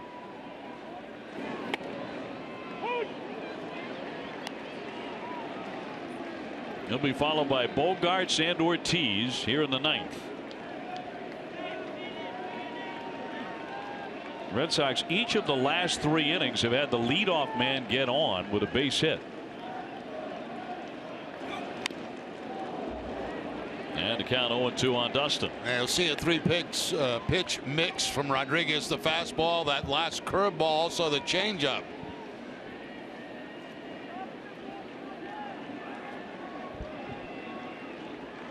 Sox have stranded 11 base runners tonight, so they have had chances.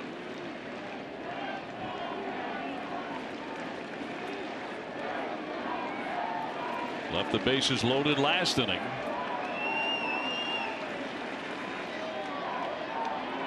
Here's the 0-2 to Pedroia. See so many teams play Pedroia, shade him to the opposite field in the outfield, but not the case with Romine in center field, shading him a little bit toward left. Brad Oss was their manager just a few weeks ago. It looked like he was on a hot seat. There's a quick pitch, and he cut on and missed for strike 3. That's the changeup we were talking about right there. Almost like a split change. And way off the outside part of the plate. Pedroia reaching for it, but no contact. So he saw all the pitches in that at bat.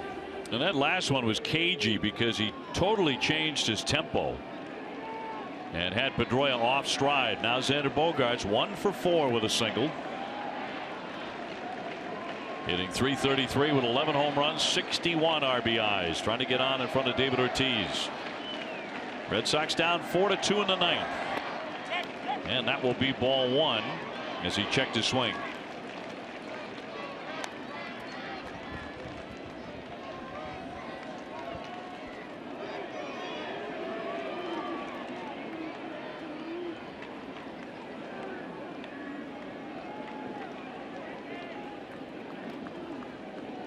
David's still enjoying himself regardless of the score at the moment.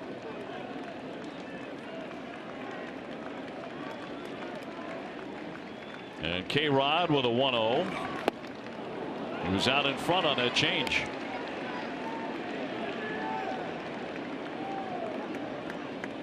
Rodriguez has been at the closing game for a long time. With the Angels 1 year. In 2008 he saved 62 games. At that point in time, the best in the business. And moved on to the Mets. Had several good seasons in New York. Change again. 1-2. Must be very tough to pick up. Yeah, back to back. And you see the little dip right at the end.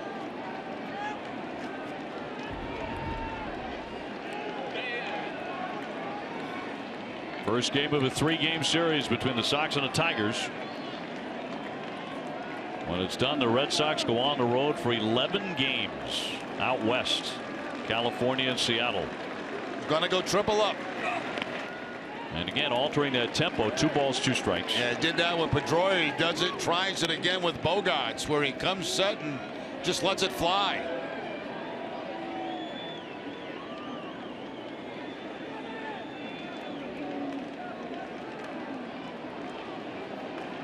David happy it wound up in the glove of a youngster. 2-2 on Xander Bogaerts.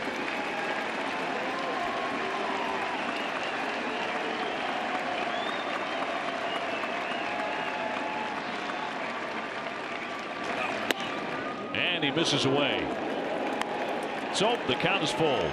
And the way he's been throwing the ball, I wouldn't be surprised to see the changeup on the 3-2 count.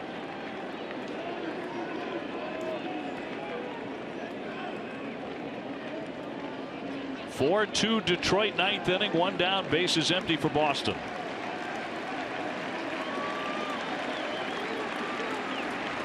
Shakes off the changeup, wants the fastball away. 3-2 pitch. Chop foul. Bogaerts earlier tonight extending his hitting streak to 7 in a row.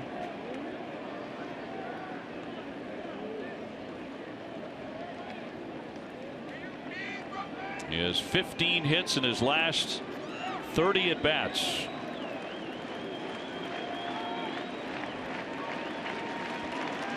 Red Sox had 4 hits in the 8th inning, but produced just the 1 run. Ultimately very frustrating. 3-2 got jammed and he fought it off foul.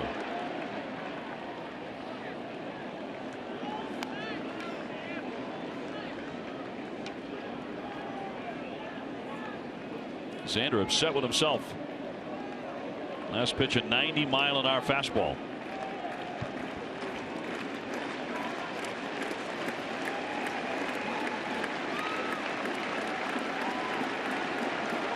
Three balls, 2 strikes, 1 out.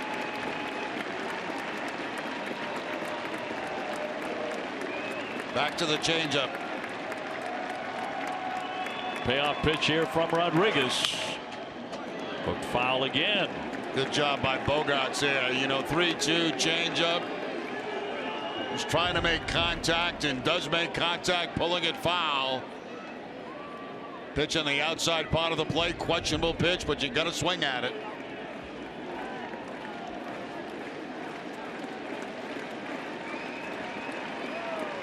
The next pitch will be the 9th of this at bat.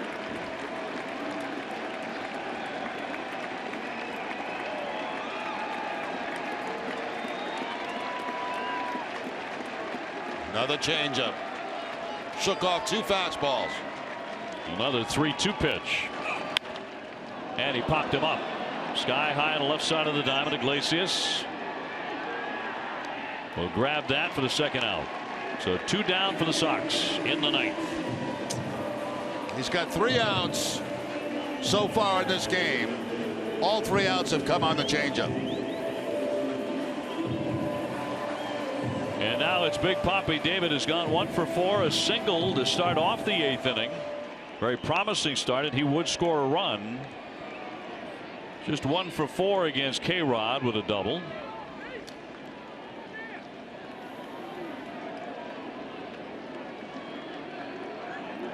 Red Sox would certainly take a walk here too and get the game to Hanley Ramirez.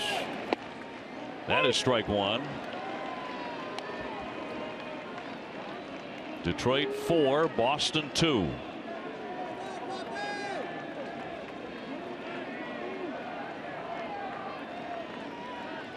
Hanley Ramirez on deck, looking to bat here in the 9th.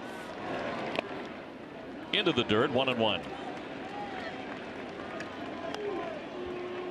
Right now, Verlander would get the win and improve to 10-6. He was tough over 6 innings. Their bullpen has gone with a bunch of really hard throwers, and then K-Rod, who is not.